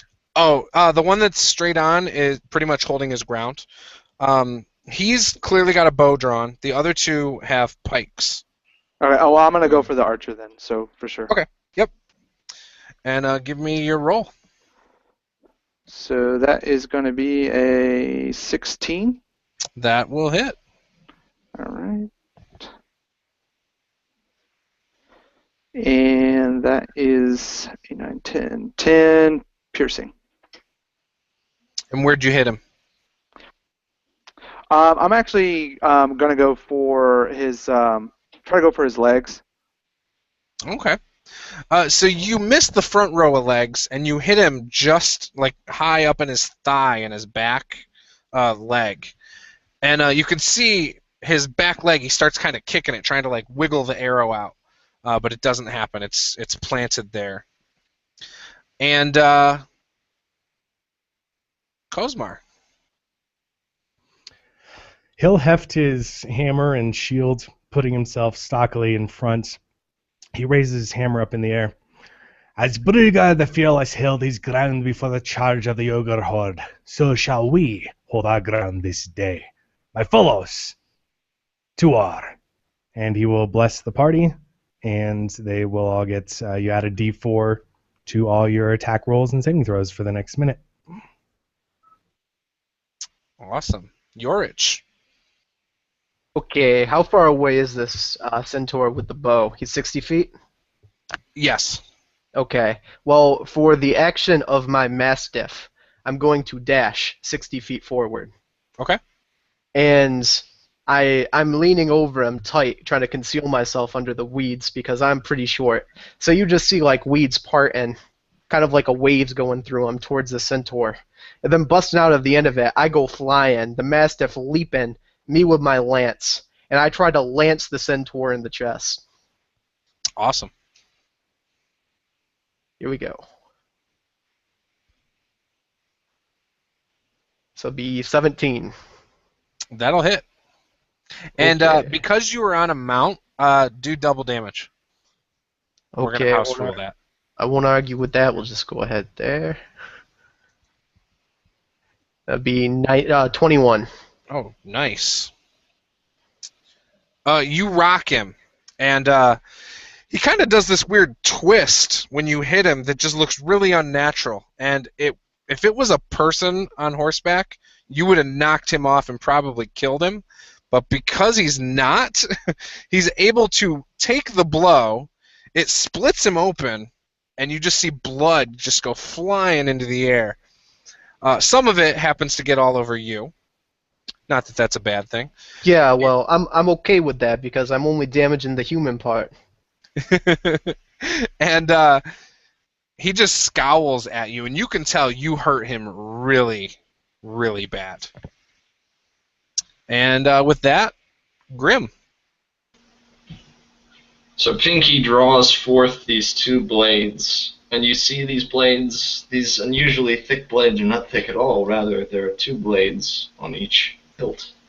One stretching up with a gap through the middle, and he slams them together, and they both begin to vibrate with a strange musical vibration like tuning forks. And he begins to walk towards one of the centaurs, the one on the right. And he begins to sing quietly under his breath. I've never been sadder to see a soul depart when I buried my sword in a warrior's heart. So he walks his full 30 feet of movement, and as he's doing this singing, he locks eyes with the centaur, and the centaur doesn't hear the sound at all, and he needs to make a DC 12 wisdom saving throw. Okay. He did not make it. So what happens to him? So as he's walking towards, he doesn't see anything. He just sees these lips moving, and it kind of gives him this pain in his head, as like he sees double vision for a moment of this figure walking forward, slamming these tuning fork blades together, and he hears this voice in his head, this terrible mockery as he begins to feel every insecurity and begins to doubt himself, and he takes 4 points of psychic damage. Awesome. And I'm going to use a bonus action to use my song to award bardic inspiration to Faerun. Excellent. All right. So we are to their turn. The one that just failed his wisdom save, he stops in his tracks and drops his pike and clutches his head as this is going on. So that's what he's going to do this turn. Oh, As for, I forgot to mention the other effect, which is he has disadvantage on his next attack roll it makes before the end of its next turn. oh, okay. I'll just say he doesn't attack this turn. The one that flanked the other way, though, is going to come around at Kozmar with his pike. And he's going to charge at you as well. And so as he charges, he lowers the pike. And does an AC 15 hit? He is strong as a rock, armor class 19. All right. So he bounces off of your... You have a shield, right? Shield and chainmail. Awesome. So he kind of like towers through you and hits the shield, and you just shrug it off, no problem. And then as for the guy with the bow, now this guy's pretty amazing. His hand on the bowstring is very quick, abnormally quick. And he aims down at you, Yorich. And he draws the string back and shoots an arrow for AC... Oh, where is it? 13? That'll miss. That'll be a miss. Yeah, he whiffs bad. But his hand is so quick that he gets another shot.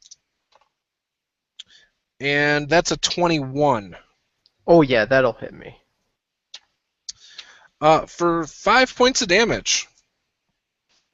So, piercing through the top of my apron, the arrow digs deep into the shoulder meat, and I'm very uncomfortable. And I let out a bit of a yell as I reel off and veer back on my Mastiff. He attempts to try and get another shot off, but fumbles the arrow in his quiver. And we are back up top to Faerun.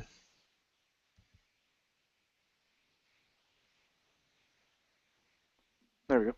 So yeah, Faerun, he actually begins to kind of hastily move through the grass, and he tends to kind of actually almost blend into the grass as he moves with it, and he draws back another arrow, and he'll fire at the bowman once again. Okay. So let me do this here. Ooh, that's probably not going to do it. I'm going to go ahead and use the Bardic Inspiration. So 9, 10, 11, 12, 13, 14. Bless goes to your attack roll, not your damage. Oh, okay. Got it. I'll do that as well. So 16. Hits. Okay.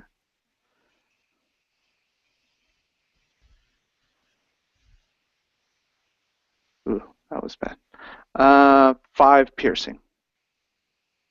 All right. So this arrow hits him, cuts him, but the arrow bounces off. And next up is Kozmar. Kozmar rallies as the other guy is just sort of pinged off of him.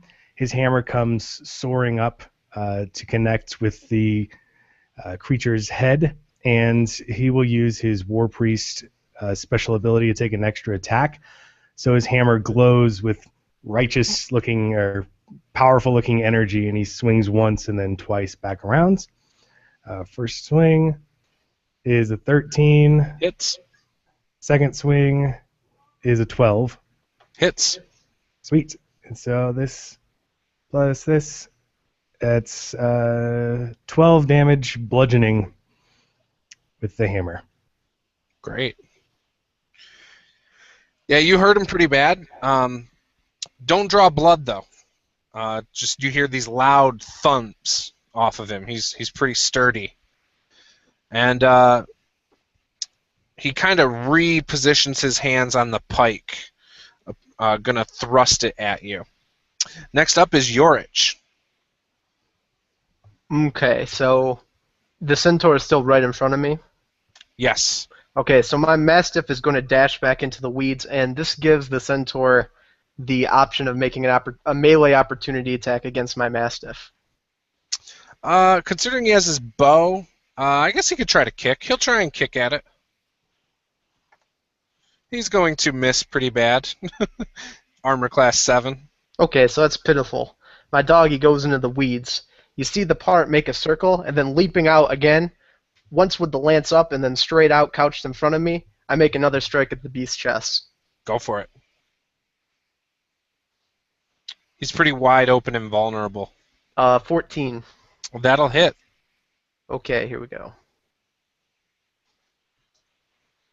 So that would be 6 plus 2. That's 8 points of damage. Oh! So when you hit him in his chest, the lance goes in him and is stuck. So it'll be your choice if you want to hold on or let go. I let it go. Hole in one.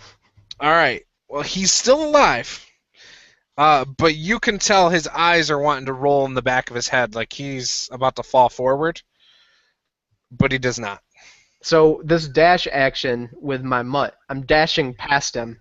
So he can make another opportunity. Or no, he already used his reaction. So yeah, nope.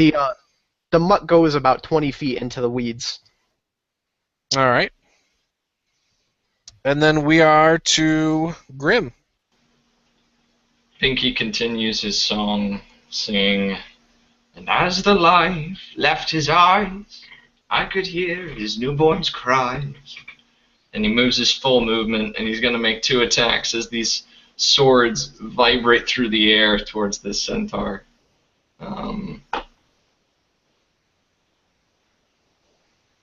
The first one is going to be a 27 to hit.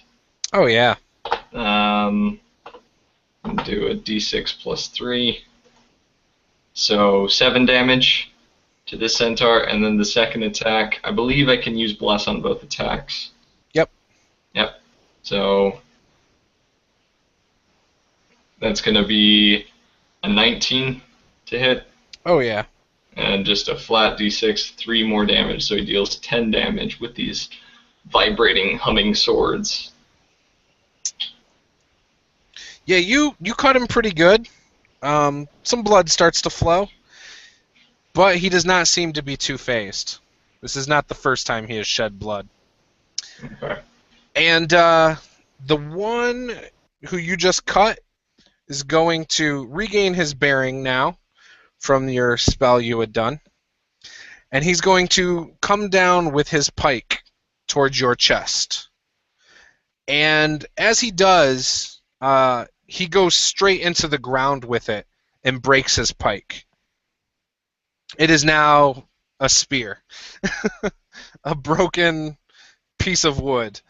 The other one that came around at Kozmar before is going to attack. And he's going to miss pretty bad. I am rolling really crappy. And then the one with the lance in his chest is... he's going to try and pull the lance out and swing it at you. And would an armor class 18 hit? Yeah, that'll hit. All right. For 6 points. Oh, he knocks me off the Mastiff. Halfling down.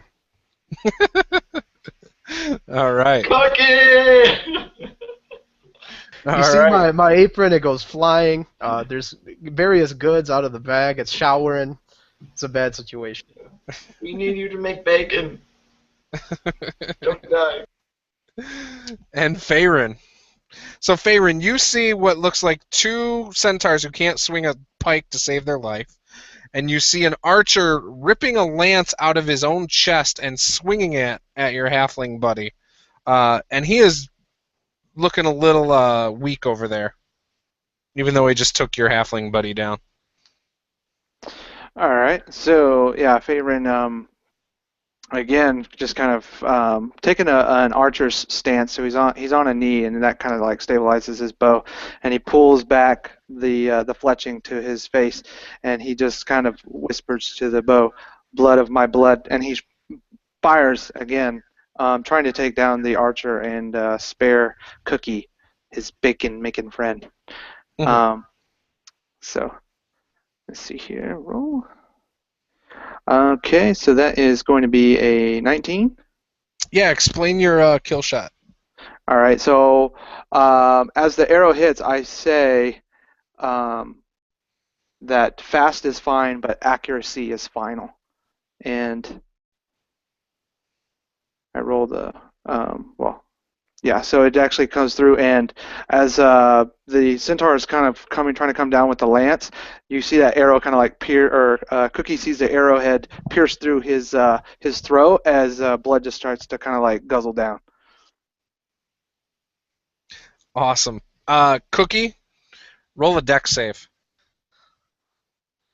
Cookie's unconscious. What'd you roll? No, I mean Cookie's already unconscious. You only have 6 hit points? No, I'd already taken 5 from the centaur, so 11. Okay. 11 laid me out. All right. I fell off the mastiff, and I'm just like laying somewhere in the weeds. All right. So the centaur like drapes over on top of you, and your friends can't even see you. You're covered by this centaur. And it is Kozmar's turn. He'll repeat what he did last time, again channeling his Torag's might into his hammer, and the first blow will come spinning around, and he'll spin once more and take a second swing. And then he'll survey the battlefield after this. So the first one, I think, if their AC hasn't changed, it's 17. Hits. 7. So that one probably won't. So the 7 misses, and that is 7 bludgeoning damage. All right. He is still standing strong. And Kozmar will use his movement, which is 25, to move towards his allies, kind of backing away slowly. Okay. So you're going to provoke then. Mm-hmm. I critically failed, so that pike is now broken.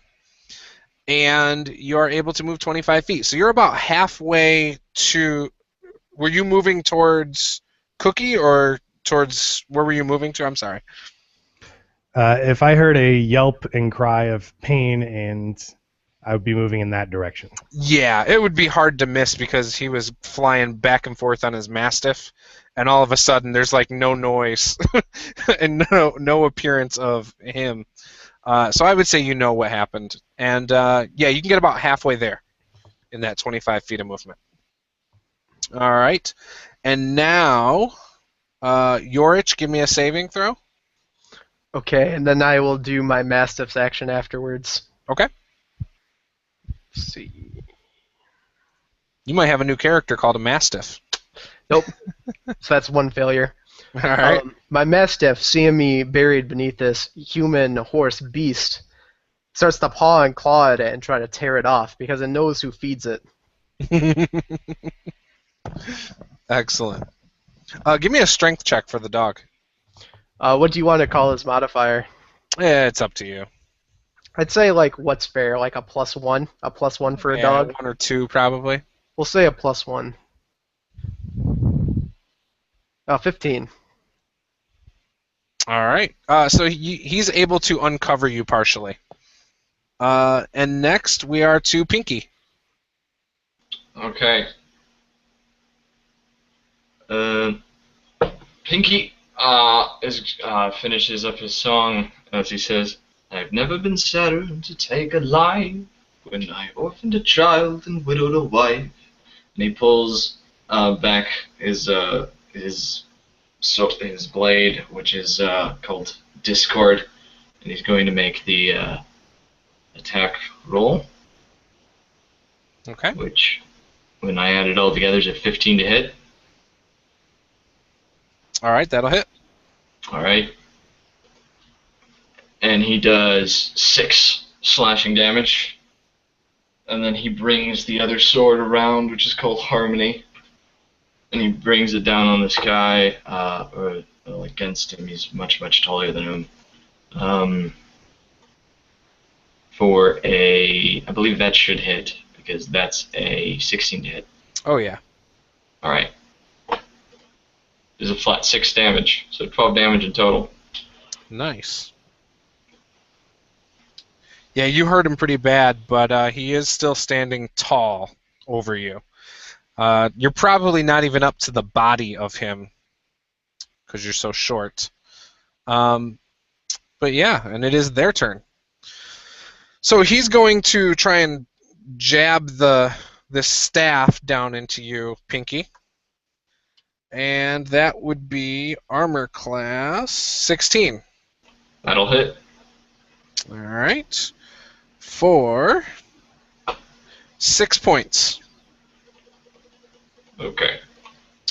The other one is going to try and run down Faerun, the one that was originally with Kozmar, but he sees Faerun, who appears to be closer now. And so he's going to go at him with a broken staff, and he's going to critically fail, and this staff is useless now. So he breaks this piece off, and now it splinters off into a bunch of pieces as he hits the ground with it. And yeah, we are back up top to Faerun. All right. So Faerun, as the centaur came charging in, and he kind of just deftly moved out of the way as the spear, spear half hit the ground and broke some more. As he moves to the side, he'll actually pull his short sword, and he's going to go ahead and take a swipe at the centaur, try to hamstring him. Okay.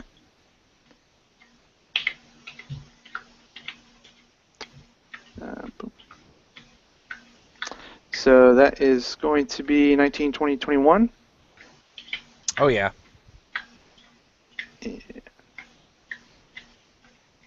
That is going to be 8 piercing. Nice. Yeah, you definitely hamstring him. He kind of drops down, but he is still going pretty strong. Okay. And we are back to Kozmar. Alrighty. Well, if I can make the rest of the distance to the fallen halfling, I will come charging in, push my shield forward to knock the centaur off of him, and then I'll put my hammer and touch it to Cookie, and through the hammer channels healing energy, and you will be cure wounds. We will regain 1d8. I roll 6. Okay, good. So that's plus my wisdom. So you gain 9 health back. Ooh, nice, thank you.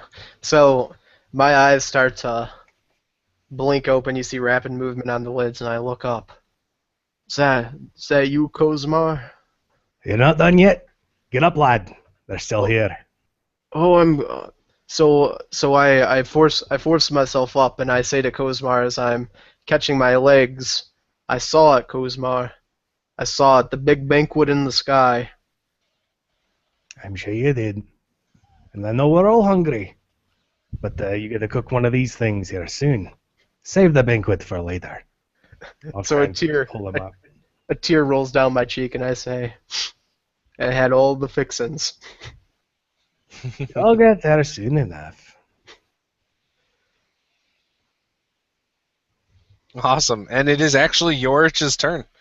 So Yorch, you see one centaur that is basically holding no weapons, and another centaur which has a broken staff in his hand, standing above Pinkie. Okay, how close is the one standing above Pinkie? That one's pretty far away because he hasn't moved since the start of battle. The one by Faerun is probably about 30, 35 feet away. How far is the one Pinkie, would you say? Is it like ranged weapon far, or Yeah, you could hit him. like with you a just- dagger, you- say? Yeah, you could throw something or shoot something at him. Okay. So I see it. I see Pinkie's predicament, and now that I've come back to life, I reach into my leather apron and I pull out a handful of silverware, Between two of my fingers, you see a fork, and there's a knife, and there's a spoon. And I realize that I'm not going to get anywhere with a spoon, so I toss it. I take the fork, and I throw it at the centaur.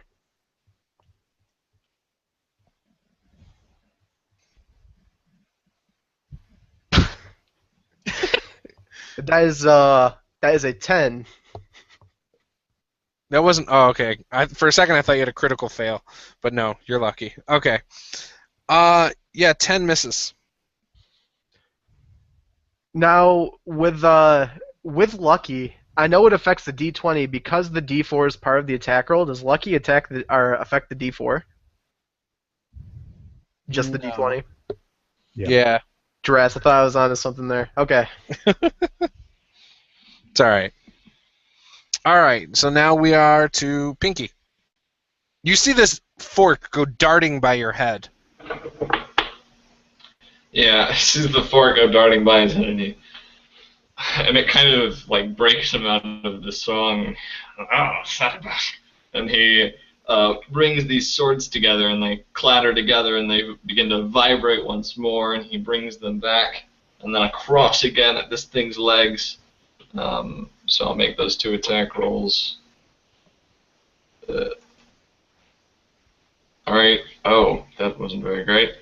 The first one is a 14 to hit, and the second one is an 11 to hit. First one hits. Okay. So he does 6 points of slashing damage. All right. So he blocks the one with his staff. The other one that he was unable to block cuts his leg, exposing the bone in the leg.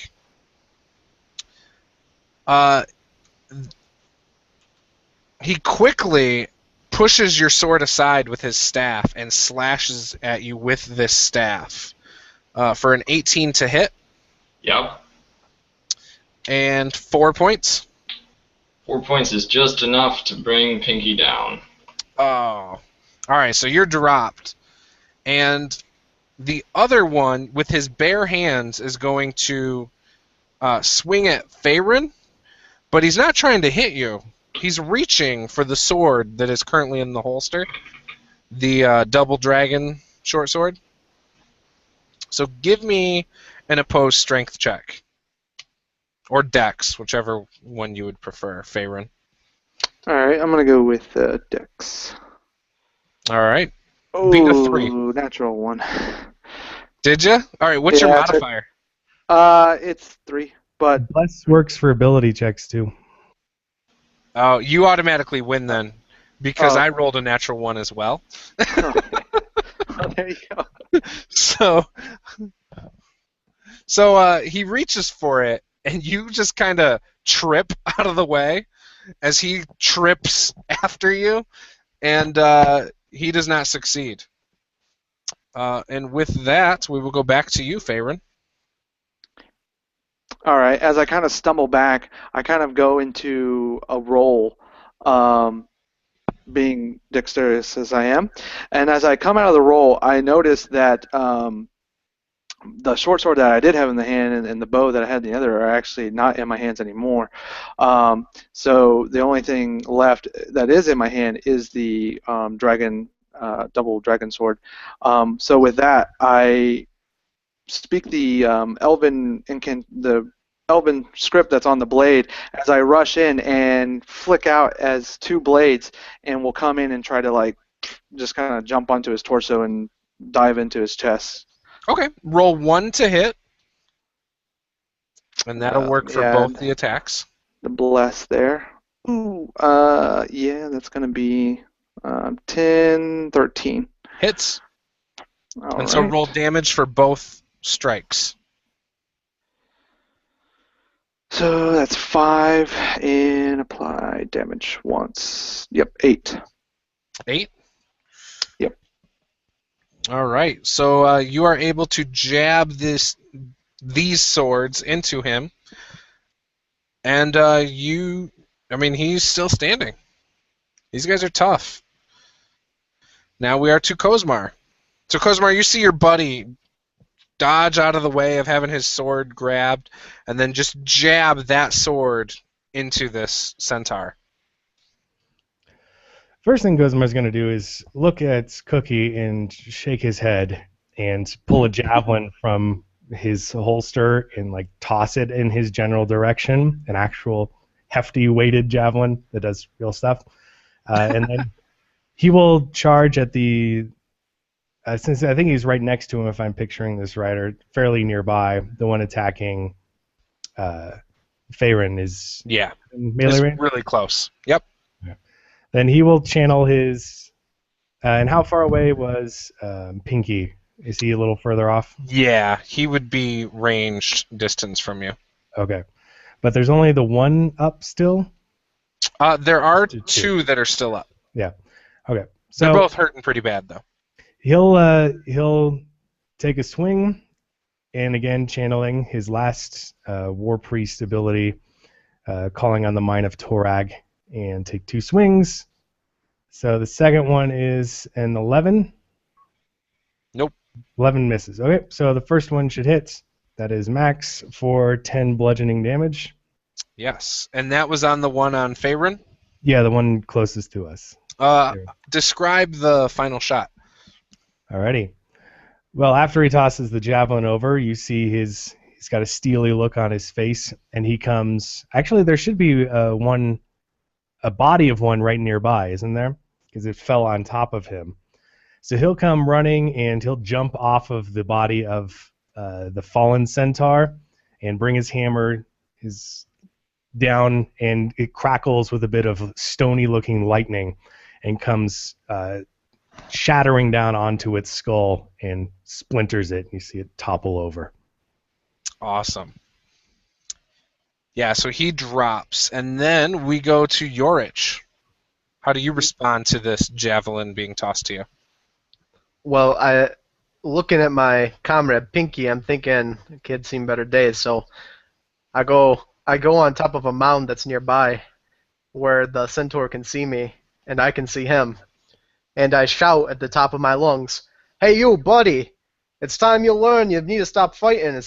Look at us, it's 4 versus 1 now. What you gonna do? You might as well run, save yourself." And as I do it, when the centaur looks at me, I pull my lion-hide belt and I snap it in the air and I intimidate him. All right, roll a intimidation check. All right, here we go. I should probably do some kind of a save. It's 21. 21, and I got to beat that probably with wisdom, I would say, or no, charisma. Is it charisma? Wisdom. We'll go wisdom. Ooh. Let's see. Yeah, I had a 19, so no. Yeah, so all right. I snap it in the air, and he can see that I mean business. Yeah, he... This is so comedic. So he looks at you, frying pan and all. Does it do his pants pull down as he pulls the whip out? Probably what's gonna happen is the moment he turns to be a retreat, my pants fall down around my ankles. Yeah, the centaur quickly notices that the battlefield is littered with his comrade's blood, and he tries to kick you, Pinkie, with his hooves, his rear hooves, before he runs away. And he will miss and start running. So if you want an attack of opportunity, you can have it. Pinkie is down. Oh, that's right. Well, he still missed you. And he starts running. He makes about 50 feet of distance. So now he's about 65, 70 feet away from the nearest target, which would probably be you, Yorich. When he is 60 feet away, that is when you see it. From back profile, this halfling standing on a mountain, snapping his whip in the air, smoke coming off of the end of it, and his trousers slowly falling down to his ankles. All right. Does anyone want to do anything as that centaur is running away? Faerun would. I don't want to kill him because I'd like to ask him a question. So, if possible, I'd like to try to take a shot and just kind of A non-lethal shot? Go for it. Yeah.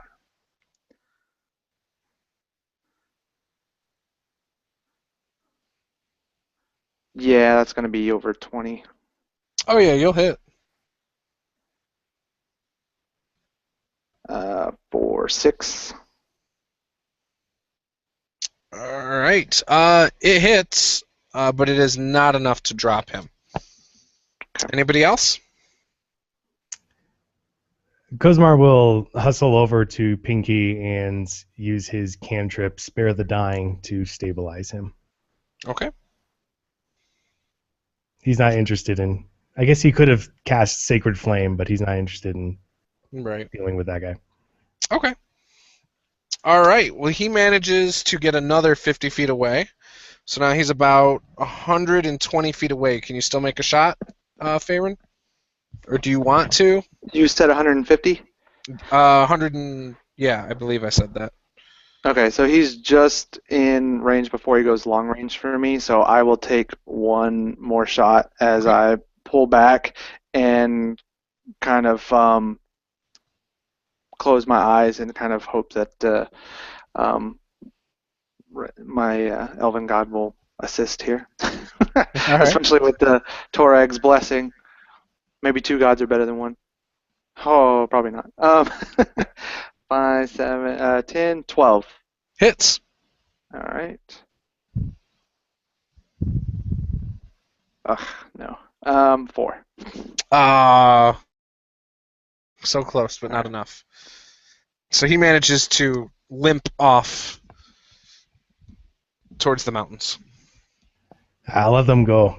He'll tell the others not to come across... Well, when he comes across a group of 2 stout men, an elf, and a pantsless man over there, to steer clear.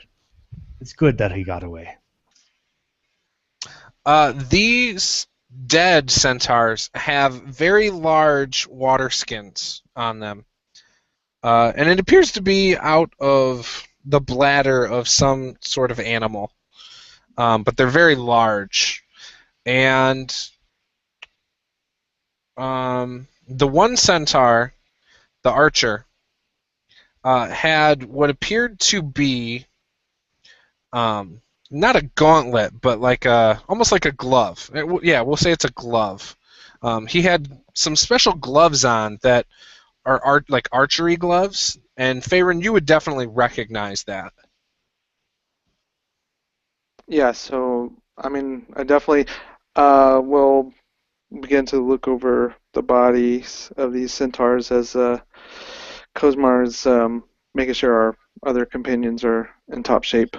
And I guess I'll begin to strip the centaur of his gloves. How many arrows can I recover? You can have up to 20 total, and he's got enough to replenish you. Oh, okay. If you want to take some of his. Perfect. The gloves you would recognize of a fey quality. They've been made by some kind of a fey creature, and they have like these symbols on them that appear to be Elvish and Sylvan mix, like it's both. Okay. I speak both. Oh, okay, perfect. So you would know that it's a rune symbol. It's a symbol for speed. I will. I put them on. Okay. A magic kind of flows through you, and you can feel your hands tingle, and you feel like they're a little bit quicker than normal.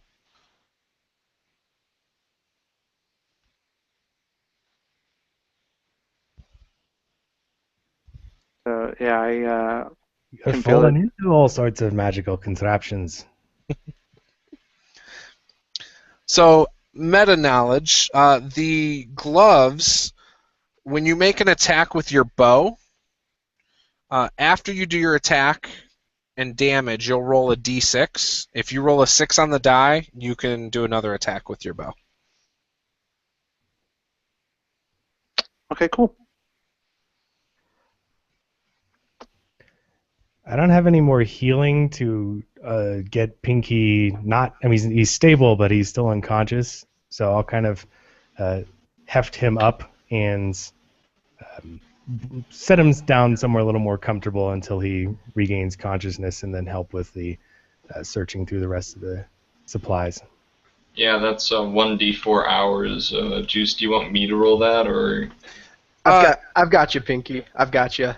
So when he props you up next to the tree, I go to some of the food that fell out of my satchel, and I find some jerky, and I bring it over and take off a little piece and force it down your gullet. And you feel the magic of the great frying pan god in the sky is coursing through you. And it heals you for 5 points of HP. Awesome. Awesome. So with the battle and everything, we'll say you're coming up on around lunchtime, and Faerun kind of does a quick scout of the land around you guys, and everything seems pretty calm and quiet and peaceful. And he's actually able to find a good spot for you guys to hunker down and enjoy some of Cookie's food. And with that, we will wrap up this session because we went over our 2-hour limit. If anyone wants to plug anything, we'll start with Alan. No, I enjoyed the session a lot, and I thought it was really great role playing from everybody. I really enjoyed it, and appreciate letting me join you guys. Excellent. Thanks, Alan. Next up is Dawn Forgecast. I'd echo those sentiments. Quite an enjoyable evening, and looking forward to the next session. Hopefully the group can stay together and maybe introduce someone else if needed. And yeah, definitely looking forward to this. Make sure you check out the Tabletop RPG one-shot group. I'll be running a session through that group, a one-shot at level 7 D&D session this Thursday evening around 5 o'clock, which Alan will be in that too. And looking forward to that. So make sure you've followed that Facebook page. I actually did a video on it last week. So if you need the link, you can go check it out there. Thanks, Juice, for running us tonight and getting us together. I look forward to the next session. No problem, man. Thank you. And Joker? Thanks to you, Juice, for running it. I had a lot of fun. It was a great game. Thanks to Alan, Andrew, and Sam. I thought you guys were all awesome to play with. Everyone did great role-playing. It was really fun. Check out the OSG. Check out the one-shot group. On my SR2 Joker channel, I am bringing back the Gith game. Season 2 finale is this Friday. There's going to be some epic shenanigans going on because I've already seen some behind-the-scene deals taking place between some of the players. So it'll be a really dramatic session. Check it out. Oh man, that'll be awesome. Love those series or that series. Samuel. You guys already stole all the good plugs, so yeah, I just gotta plug everyone. Just thanks for all of you, especially you, Juice, for running this game. You're all lovely to play with, and definitely check out the one-shot group. I've been playing games on it for quite a while now, and it's just a lot of fun. A lot of good people. Thanks again, guys. You guys, as the players, made the game. I had my spots where I fumbled, but you guys are awesome. So I couldn't have asked for more from any players. So thank you again, guys. Everyone go check out their channels. Obviously, the one-shot group. There will be more. The next game, I'm not going to give a date yet. However, we will pick up where this one left off for episode 2 because this is unfinished. And yeah, maybe we will add someone to the mix next time. So if you're interested, go join the one-shot group. Comment on the thread there for this game, and maybe you'll get a chance. We'll see. With that, thank you for watching, and we'll see you guys next time. Be sure to like, comment, subscribe, and share the video with your friends. Bye-bye.